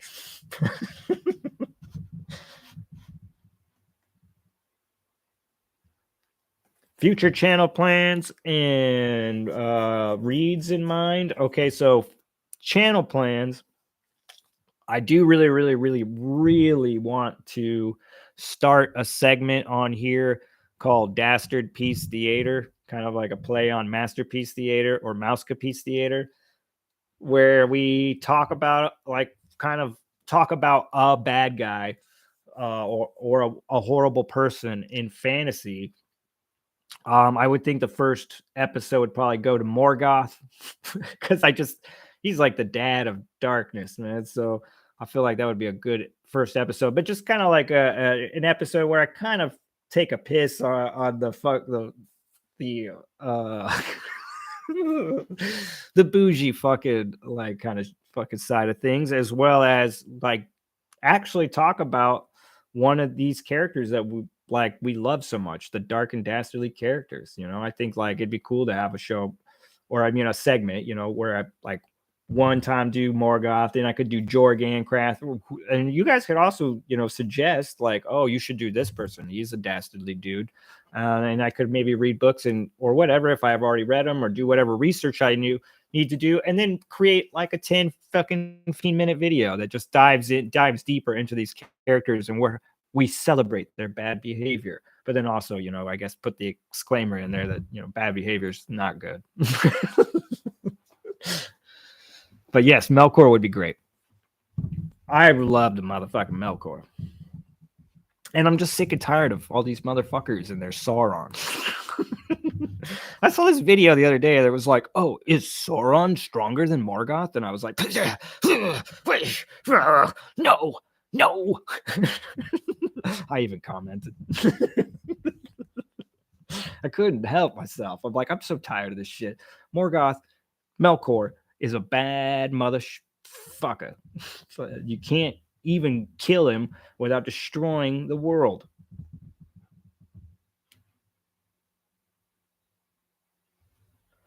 As far as future reads, I have a whole bunch of stuff. So sorry, Dr. Buffett stuff. But yeah, so I have future plans for the channel. I do want to create a bit called Dastard Piece Theater. I would really love to do that. And I think I would have a lot of fun with it. Then just continue with book reviews. And then as far as reading, I got a lot of stuff I'm trying to get at. I want to get into the next book of the Book of the Ancestors by Mark Lawrence, as well as finish off the trilogy of the Books of Ice and his Impossible Times. I really am trying to like read all his stuff, and then now he just wrote more books. So it's like by the time I finish these, I'll have even more to fucking read. Guy won't give me a break. uh, as well as I have quite a bit of self pub stuff I want to actually kind of get through, some arcs and some books that have just been out for a minute that I've received from the authors that I'd like to read and review. Yeah, lots of stuff, lots of books to read. I do think it's kind of funny because I've noticed that I picked up a lot of books that I didn't necessarily normally, I like to go shoot straight for the darker tone stuff, but I've picked up some stuff that definitely isn't grimdark, you know what I mean? Just because I want to read something that feels like it's got a lot of substance and just that something that's written powerfully and or might have an emotional impact or whatever. So yeah, the tone of my reviews might be all over the place for maybe the next bit of the year. We'll see. Sorry. Have you ever read The Girl Next Door? Was the most disturbing book I've ever read. No, I haven't read that. The most disturbing book I've read is probably The Unholy Consult. Blood Meridian's pretty bad.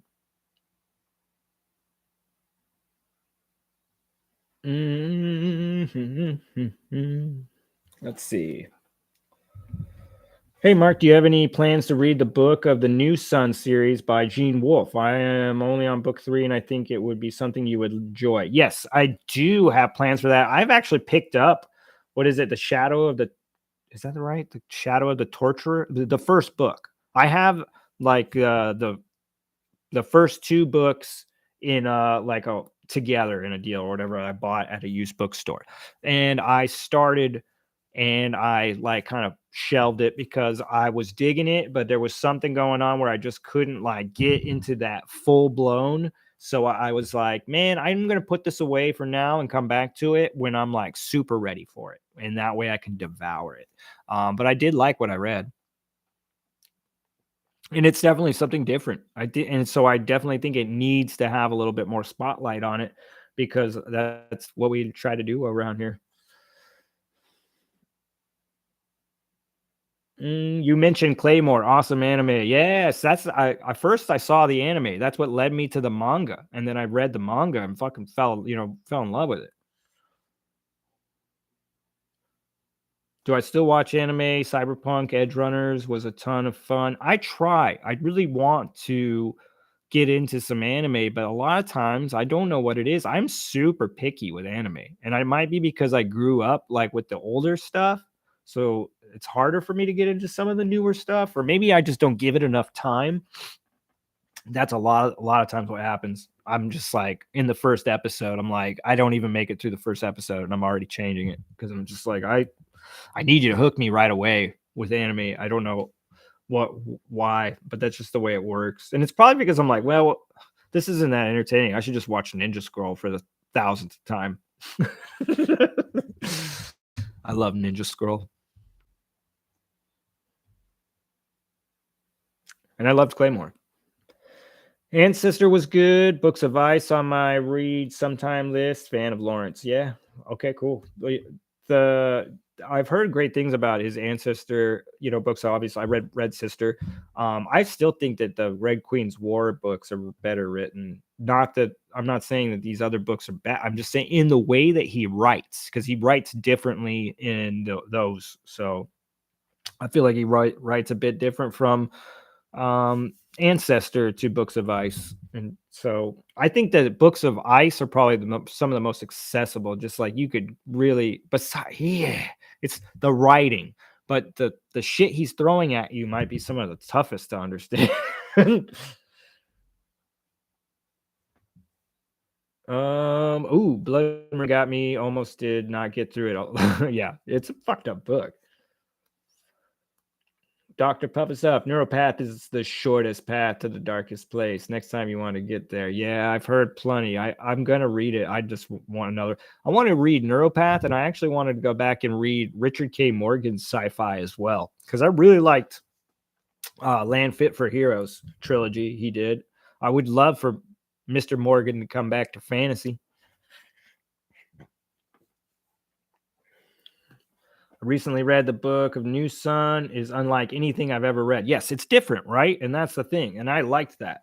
There was nothing about that book I didn't like. I just wasn't I just wasn't fucking devout, like all in yet. And I knew this, like I said, like I don't want to do this to another book like I did with basically with Gardens and with Game of Thrones. I want to like if when I know something's good, but it's just not 100% hitting yet, I know better to just put it down and come back to it.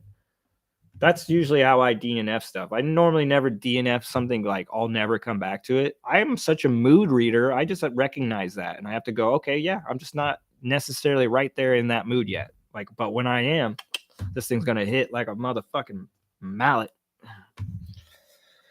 Oh, I see a lot of Wolf in Baker and Lawrence. Okay. Yeah, cool. I definitely I've heard like the people that have read it, like and there's a lot of Baker fans that praise Wolf. So I know I'm going to dig it. It is really hard to beat the 90s and the early 2000s outlaw anime. Okay. I don't know. I think it was probably early 2000s, maybe 90s. I don't know. It was definitely a newer anime, but it's old now, but was like Helsing was really cool. I dug Helsing. My is that you snoring? I got a puppy.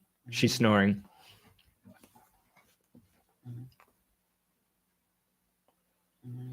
Dun, dun, dun, dun. Is there any good Grimdark manga besides Berserk? Not really familiar with the Japanese stuff beyond the big movies. So yes, I mean that's why I would say go pick up Claymore, because a lot of people say Claymore is Berserk's, kid sister. And I understand why they would make that comparison, but I think that they are also very different. Um, I loved Claymore. Claymore is great because Claymore is one of those. It's so like basically all your characters are female. There's very few male characters in it that are substantial. You know what I mean? Besides, like when you walk into a village or some shit, and there's men and women. But as far as like an actual character standpoint, the majority are all women, and it never feels like this point where it's something being shoved down your throat. It just makes sense. Like they fleshed it out well. Like the reason why you're going to be dealing with these characters more than others, the reason why it was just handled to perfectly for me to where it was like, yeah, I'm super on board. Let's go, girls. And some of those characters still have a huge piece of my heart. Like Helen is like one of my favorite female characters in all fantasy.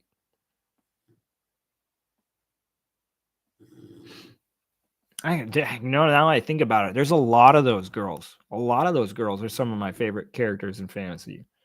Just cool. I love the ranking system, everything. Anyway, it's a very dark and disturbing continent. You know what I mean? And nothing's nice. It is fucked up.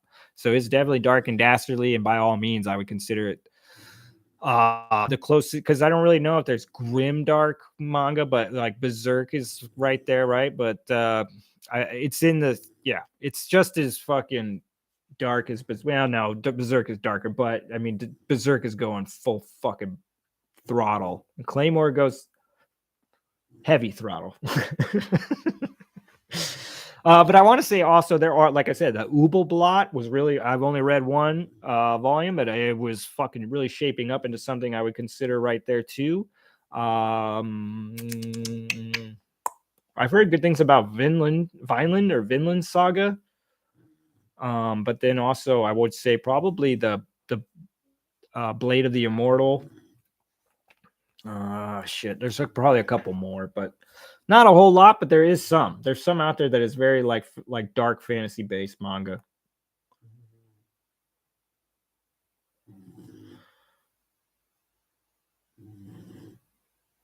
We only had Sailor Moon over here in the 90s. Dude, but I'll tell you what, Sailor Moon's got fans. I see hella Sailor Moon fans, and they are proud. They got Sailor Moon tattoos. They cosplay. I mean, they fucking love that girl. So must be something. I love A Land Fit for Heroes. I enjoyed Kovacs trilogy. Need to read his standalones. Yeah, see, I need to get into the Kovacs trilogy. That's his Altered Carbon stuff, right? And I watched the first season on Netflix, and I'm pretty sure that the show and the books are probably pretty different, but I loved the show. And like I said, I've heard really good things about his sci-fi stuff. And I mean, here's the thing: if your shit's getting turned into shows or movies, there's probably something to it. And Richard K. Morgan is a phenomenal writer. He's a wordsmith. He's somebody that writes in a way that confuses me, which maybe that's not great because it's not as accessible as something else, but there's nothing about it that feels like, oh, this guy's a slouch or doesn't know what he's doing. It feels like the guy knows what he's doing too well at times.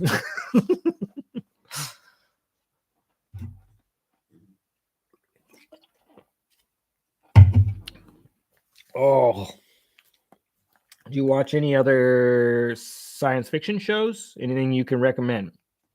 So, as far as shows, Dark on Netflix. If you haven't watched Dark, watch it because it's a masterpiece. And this is a perfect example of a creative team that has a vision and they want to get in, put their production on, and get the fuck out. Like they're not there to dally. They're not there to, oh, if the show's a hit, we'll write another season or string it. No, they had a fucking idea. They executed it, and the end result was a masterpiece, as far as I'm concerned.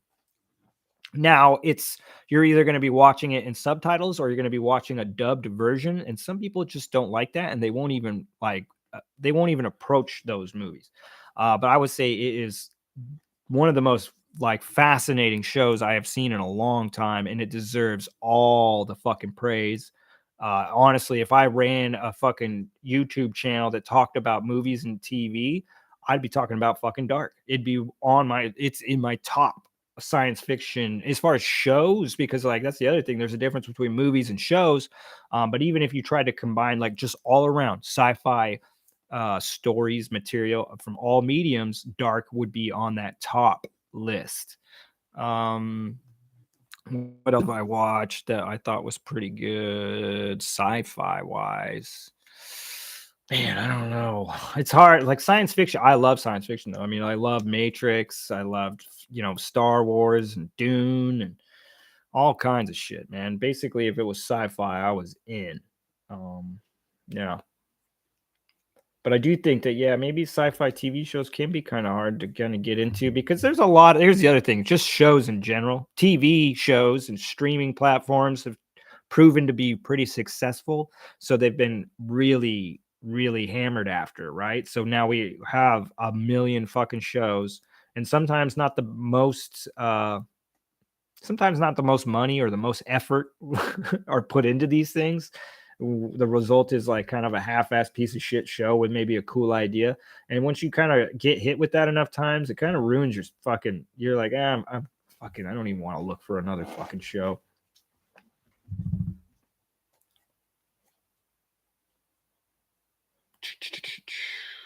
Oh, I'm trying to think of any others, Here's the thing too, guys. I like stuff that a lot of people fucking don't. I saw a lot of hate for Kenobi, and I have my issues with certain things in that show where some of the writing was really silly, like the laser gate that they could have walked around, but they had to fucking shoot the fucking. Goddamn, that was whoever wrote that shit needed to be fucking fired, or whoever panned the shot out so you could see that they could just walk around.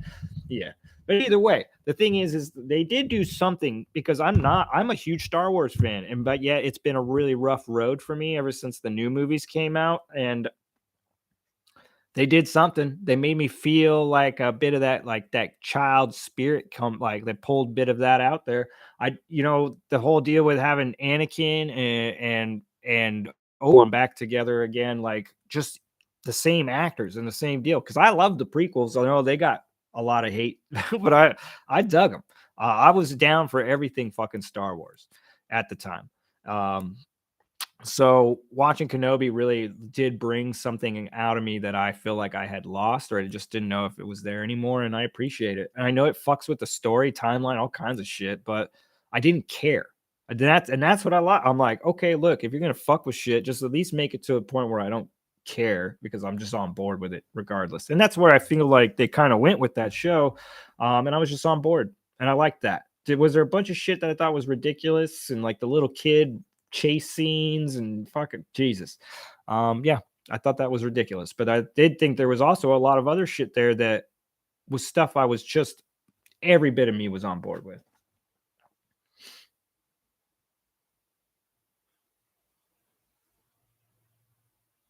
Steel Remains is one of the best starts to a series I've ever read. I do like if I was rating that trilogy, and like I don't want to say it to deter people, but I would say it's my favorite book of the three. Is the first book, and it's a phenomenal goddamn book, and it's surprisingly self-contained for a trilogy story. For book one in a trilogy, it's so goddamn good. But the whole trilogy is worth reading, guys. Morgan has a way of just being brutal in a way that I had not really. I guess I just hadn't really experienced. He has no qualms with fucking just bam smacking you upside the fucking head with what's wrong. You know what I mean? What's nasty, what's bad, what's sexual, whatever. He is not afraid to throw an adult theme your way in the most graphic way. Will we ever get the list of your 10 series of books of all time, Bryce? Maybe. I don't know. I don't really like. I was just looking at I discovered like another YouTuber well just randomly, and I was like, hey, let's check this person's channel out. And they literally it was just like fucking 15 videos of top 10 lists and then a book review. And then another 10, 15 fucking videos of top 10. I'm like, I want everyone to do whatever the fuck they want. It's your channel. Do it. And don't listen to me like how I want to run mine deter you. But yeah, I'm just not really into doing a shit ton of top 10 lists. If I had to say my fucking top 10 books, I could like off the top of my head, I can tell it's like realistically, it's kind of unfair a top 10 because of Baker's books. So what I have to end up doing is like either cheating and counting the entire fucking second Apocalypse series as book, like, my number one pick, or I have to give like 5 of the 7 books. 5 of those 7 books are in my top 10. So half of my top 10 is already gone just because of Baker. So depending on how you want to swing that, if that's the way you need, like if it's a strict top 10, then it would be, how does that go? I guess it would go The Unholy Consult, The Darkness That Comes Before, probably The Great Ordeal, The White Luck Warrior, The Warrior Prophet, then Thousandfold Thought, and then Judging Eye. Or sorry, I said 5, but that's how I'd rate Baker's book. So fuck, I just fucked that all up. So Unholy Consult, number 1. Darkness That Comes Before, number 2. The Great Ordeal, number 3.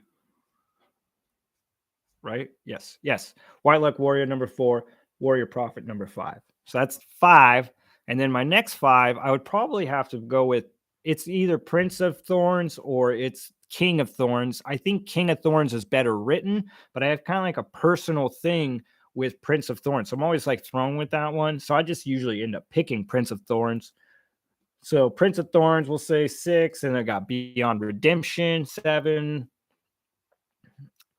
God, The Tower and the Living and Dying is so fucking good, dude. So that's the one. So we'll put 8. I want to say fucking Between Two Fires because that's how fucking amazing that book is.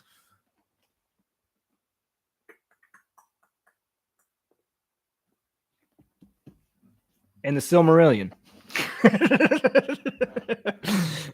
Yeah, there you go.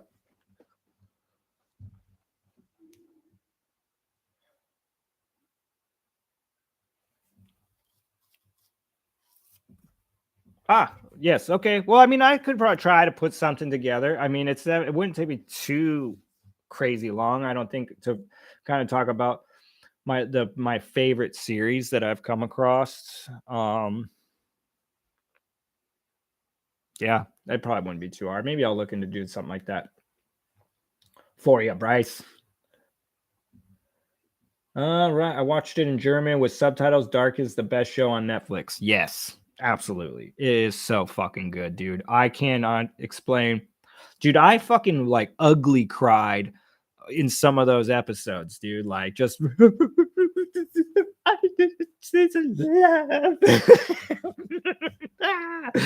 dude, it is not only is it just so fucking compelling and just it's it's really thought provoking. Okay, the stuff that they're gonna cover is real heavy and just cool as shit. So it really just messes with your mind, and how they're delivering their information and like how they're kind of enlightening you throughout the story is perfect. But then they also really sew in this emotional thing, man. There along the way. There's like these fucking themes of love that really hit, and they hit in such a massive way. And there's a controversy maybe around like these loves and everything. It's just love and loss and everything all bound up in a ball of whew, crazy shit. It's great. I cannot recommend it enough. The creators of that show have gone on to create a new show, and I think it's going to be coming out anytime. It's like 19 something. Somebody probably knows in the comments. If you know, uh, post the fucking name of that new show. And it's supposed to be like on board of like a fucking cruise ship. I don't know. I'm like, I don't even care. I'm like, are you guys are the ones creating it? Awesome. I'll watch it. That like no matter what the fuck they create, I'm definitely investing some time in it. Finishing up the Red Rising series with Dark Age right now. Pretty decent dark action sci-fi. You like it? I have the first book and never read it. All my buddies love that shit. So it's something I will be getting into. And I like that it's not like they're not like crazy demanding reads, right? Like they're pretty short books. So it's something that is very likely that I will be reading. Whenever I want, I got like a sci-fi itch. But honestly, like I just picked up Dune Messiah just to like kind of like thumb through like a page or two and just kind of get a feel. And I kind of feel like Dune Messiah is on the fucking horizon fairly soon.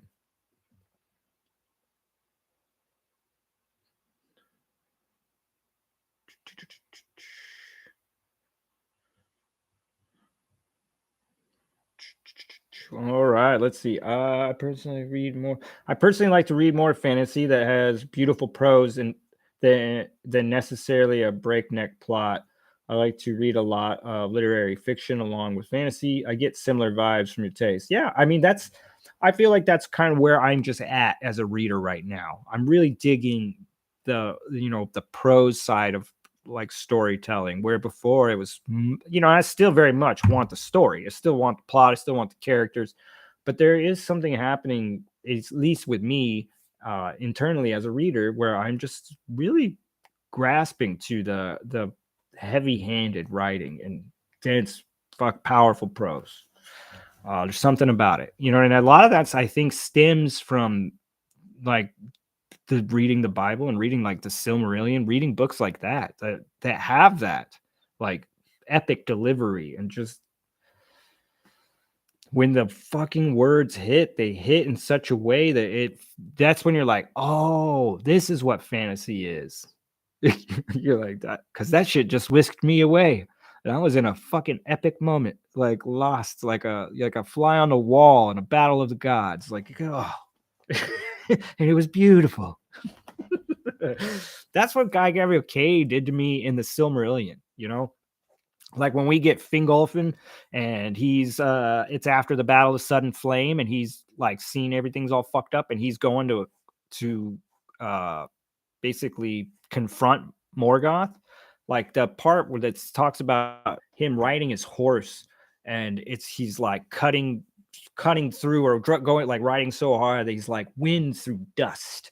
And that might sound so simple and easy, but it's like in the way that he like writes it though, it really hits boom heavy, and like the what's happening too, like how like where he's going. It's beautiful, beautiful, beautiful. But obviously too, I do like darker shit, so sometimes it's tougher to find that and a darker tone, but that's where Baker is king for me.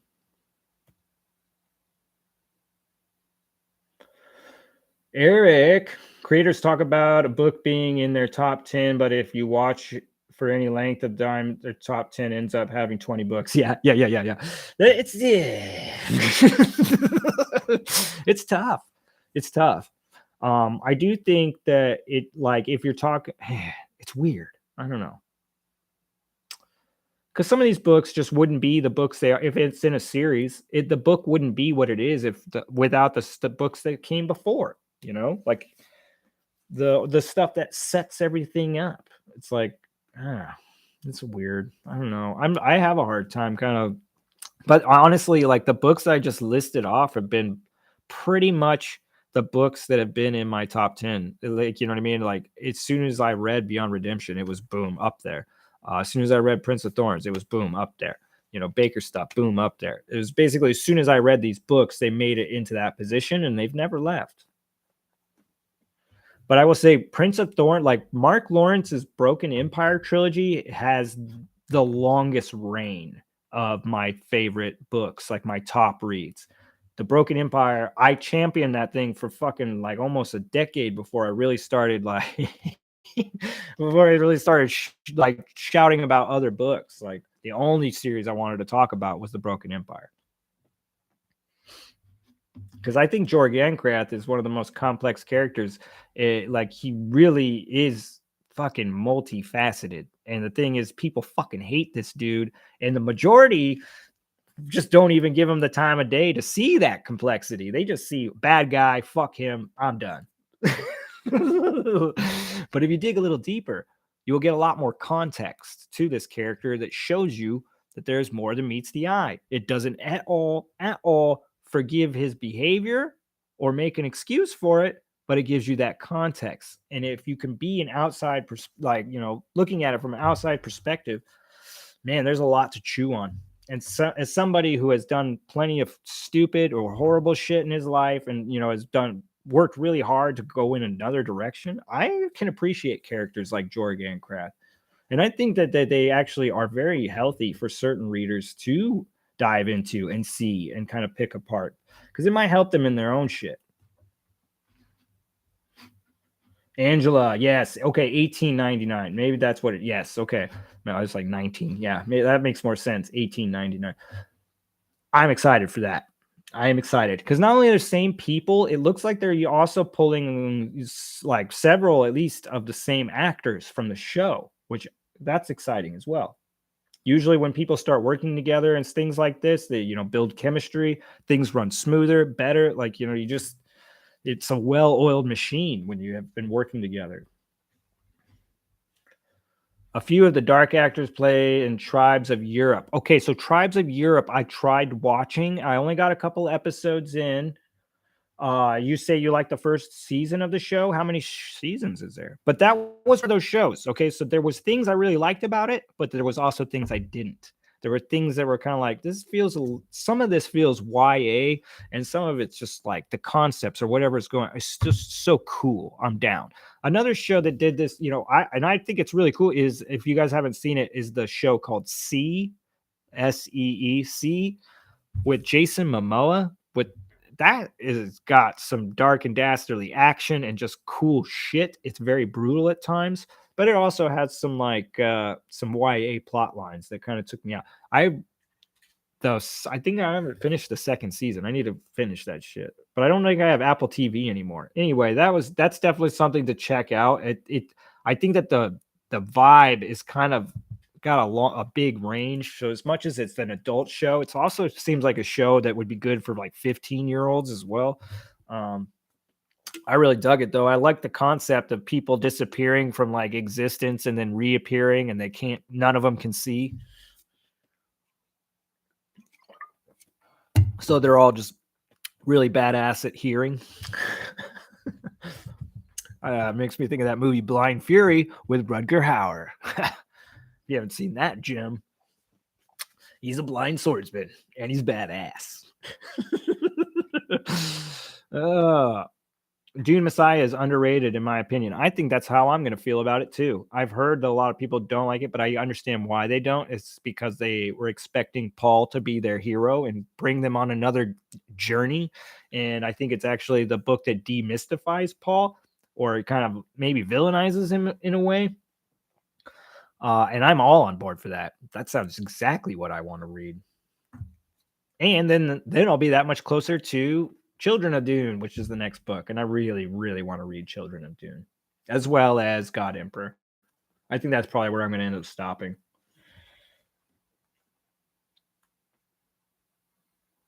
Have you heard about Sons of Darkness by Mohanty? No, it's inspired by Martin and Abercrombie, basically Grimdark based in India. What? Sons of Darkness. I have not heard of this. I'm going to have to put this on my list. That sounds awesome. Basically Grimdark based in India. Huh.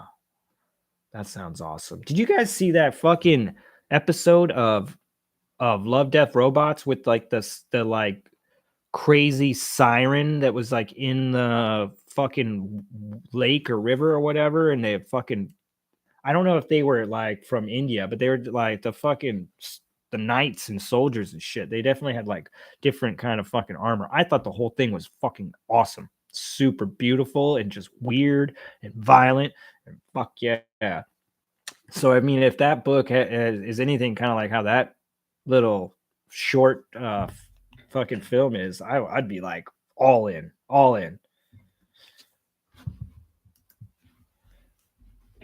Love to talk, Mark. Thank you. I'm going to bed. Hey, nighty night.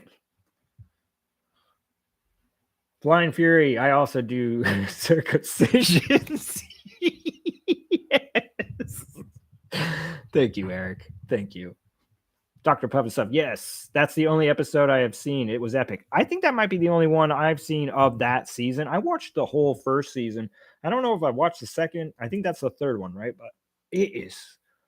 I just kind of saw, I was like looking through the thumbnails of the episodes. And I saw that one and I was like, huh, that looks like dark fantasy. I was like, click. I was like, phew. Couldn't have been happier with what I watched. So good. And then that's a very ambiguous, kind of open-ended, left for a lot of speculation, right? But the story also creates enough narrative for you to put certain pieces together to get to a point where you're comfortably speculating, not just like, what the fuck was that? I don't get it. Well, I'm sure there was somebody going, I don't get it. But Nick Carlson, good morning. We got Chadia going to bed and Nick waking up. Jesus Christ. Been going for 2 hours. I don't know how much longer we'll go, but as long as you guys are asking questions and my son is still sleeping, we'll fucking roll. I got nothing else to do at the moment. Except for maybe write a book, read a book, do some other shit, fucking chop wood, fucking go out there, get some water. Fuck. God Emperor is wild. I think stopping there is a good idea. I really like Heretics of Dune, but Chapter House not so much. Yeah, see, and I've heard certain things, and it's not like normally I want to make up my own mind. I don't just go off of somebody else's critiques or whatever. But I do know what the last two books are about, and they are just not as enticing to me. They are not exactly the stories I'm wanting that I signed up to get into. I know I don't know everything. I don't know what all happens. I just know like the premises of these stories. They've been around for a while. So, I know a little bit, and I know that all my interest lies in the books up to God Emperor. God Emperor actually like really is intriguing to me. And I know I've heard it's kind of a hard read, or maybe it's just pretty dense or whatever. I don't know. I don't know if I just know that some of the concepts that are being relayed in that story are very fascinating to me, and I think it'll be right up my alley. We'll see if I really dig the book or not. But I know I'm gonna like Children of Dune. I've seen the fucking movies and shit, like fuck, or the show, or I should say the miniseries or whatever. And I don't know how different it is, but I'm sure it's fairly close. Even all the fucking Dune stuff is the adaptions have been fairly close. I don't care. Even people that are like, "Oh, David Lynch's is so far off from," I'm like, is it though? There's some things he definitely fucked with, and they make it very different. But there's also very much a lot of the story beats in both the book and then that movie. That movie is what led me to read the book, so I love that fucking movie. I really love the new movie. I love the new movie a lot. I think that Timothy Chalamet looks just like my idea of Paul. Like when I think of Paul, his hair, that the mess of coal or whatever that Herbert describes it as, that is Timothy Chalamet's hair to me. And he's a good fucking actor, man. People give a shit all the time, whatever. He's a young fucking star, so he's gonna get a lot of hate. But he killed it. As far as I'm concerned, that was the most. People were like, "It's so boring.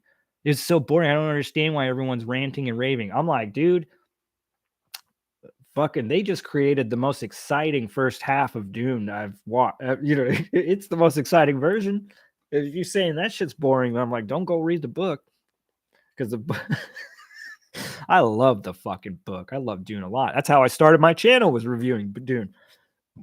But I'm not gonna lie and be like the first half is the most exhilarating reading I've ever done. It's setting up a lot of shit.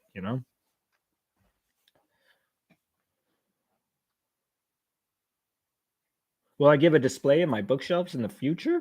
I could. It'd be very quick though. And the thing is like I have these encyclopedias, and then I got this bookshelf over here. But you're only gonna see like really like some like the way I have my bottom shelf stacked. There's like everything behind, and then shit stacked in front of that. Just all, and they're not running like fuck. They're running the other way, like they're stacked on their sides, just so I can fit more and more in there because I have too many books and not enough shelves.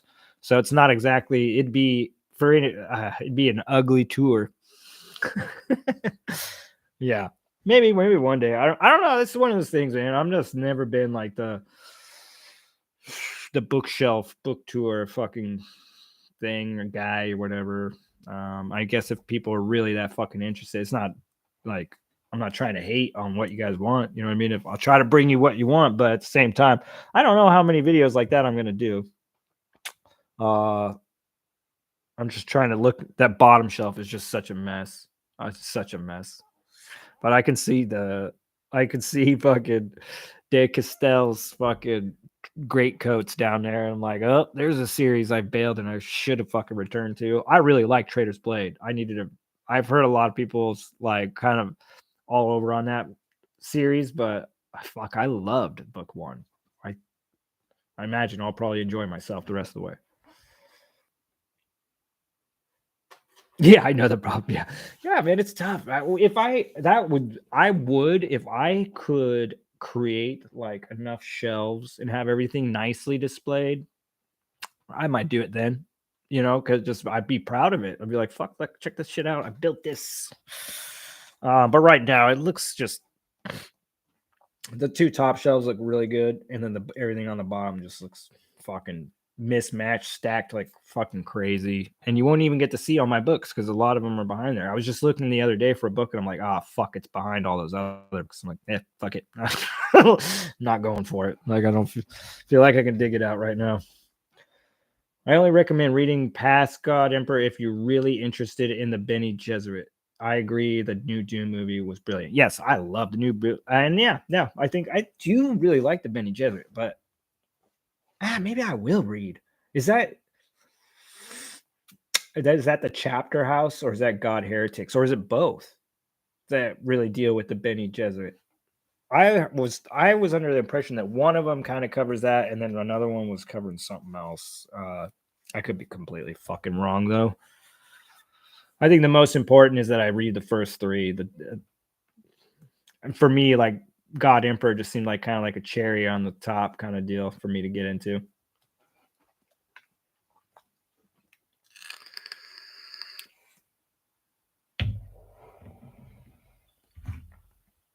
Oh shit. Well, it's like almost 2 o'clock. I'm gonna have to go wake up my wife so we can go drive all the way down to the store and pick up some essentials. So yeah, fuck guys. I really enjoyed talking with you. I'm glad that I could get some internet, get back into the swing of things. I'm gonna try to bust out some content.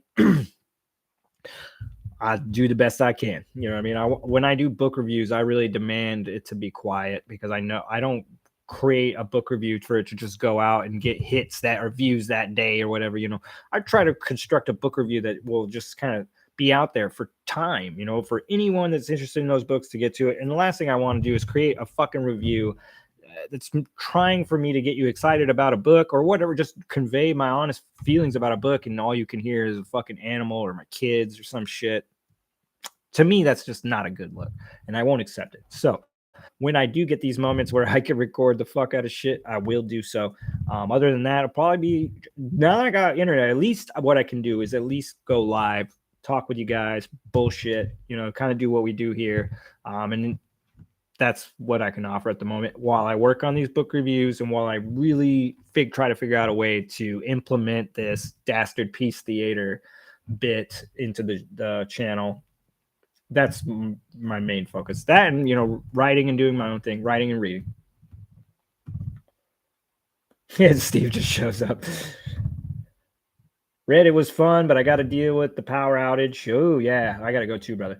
Take care, Red. You guys have a great evening. Hello, everyone. Hello, Steve. I'm just getting ready to sign off, so sorry, brother. But I will leave this up, and anybody can watch the whole thing if you missed some and you actually want to. At this point, it's over 2 hours long, so fucking more power to you. 1 a.m. here. Enjoyed the talk. Cheers. Thank you. Cheers. Sci-Fi Rogue, Heretics, and Chapter House are books 1 and 2 of a trilogy. Oh, so then it didn't even get finished? Or did it get finished by his son and stuff? Nah, it's all good, Steven. Like I said, I'll leave this shit up and you can check it out if you want. Obviously, I can't answer your questions, but you can see my dumb ass for a couple hours if you really wish to. Fuck yeah. Cool. Well, right on, guys. I'm going to go take care of some life shit, and I should be back not too much time from now. I think it's probably not going to take me very much longer to read Wraiths, so I should hopefully have a book review up for that soon. I have a bunch of other stuff I could review. I'm just kind of wondering, I don't know, it's weird. I don't know.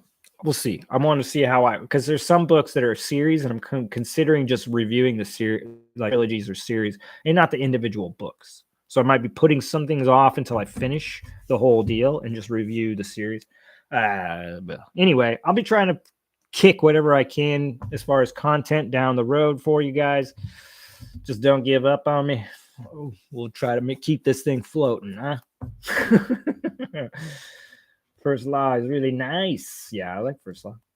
Thanks for the Blackthorn rec. Yes, Blackthorn's awesome. Great, fast piece, fucking like almost like urban fantasy sci-fi, crazy blend of genres. Just so much fun. Thanks, Mark. Enjoyed the stream. Looking forward to more now that you have internet. Yes, let's all praise the internet. But fuck yeah, good times. Thank you so much, Steven. Well, right on, guys. Thank you so much. I'm going to get out of here so I can get some shit done and get some food in my belly. All right. Until next time. Peace. Let me find this little fucker.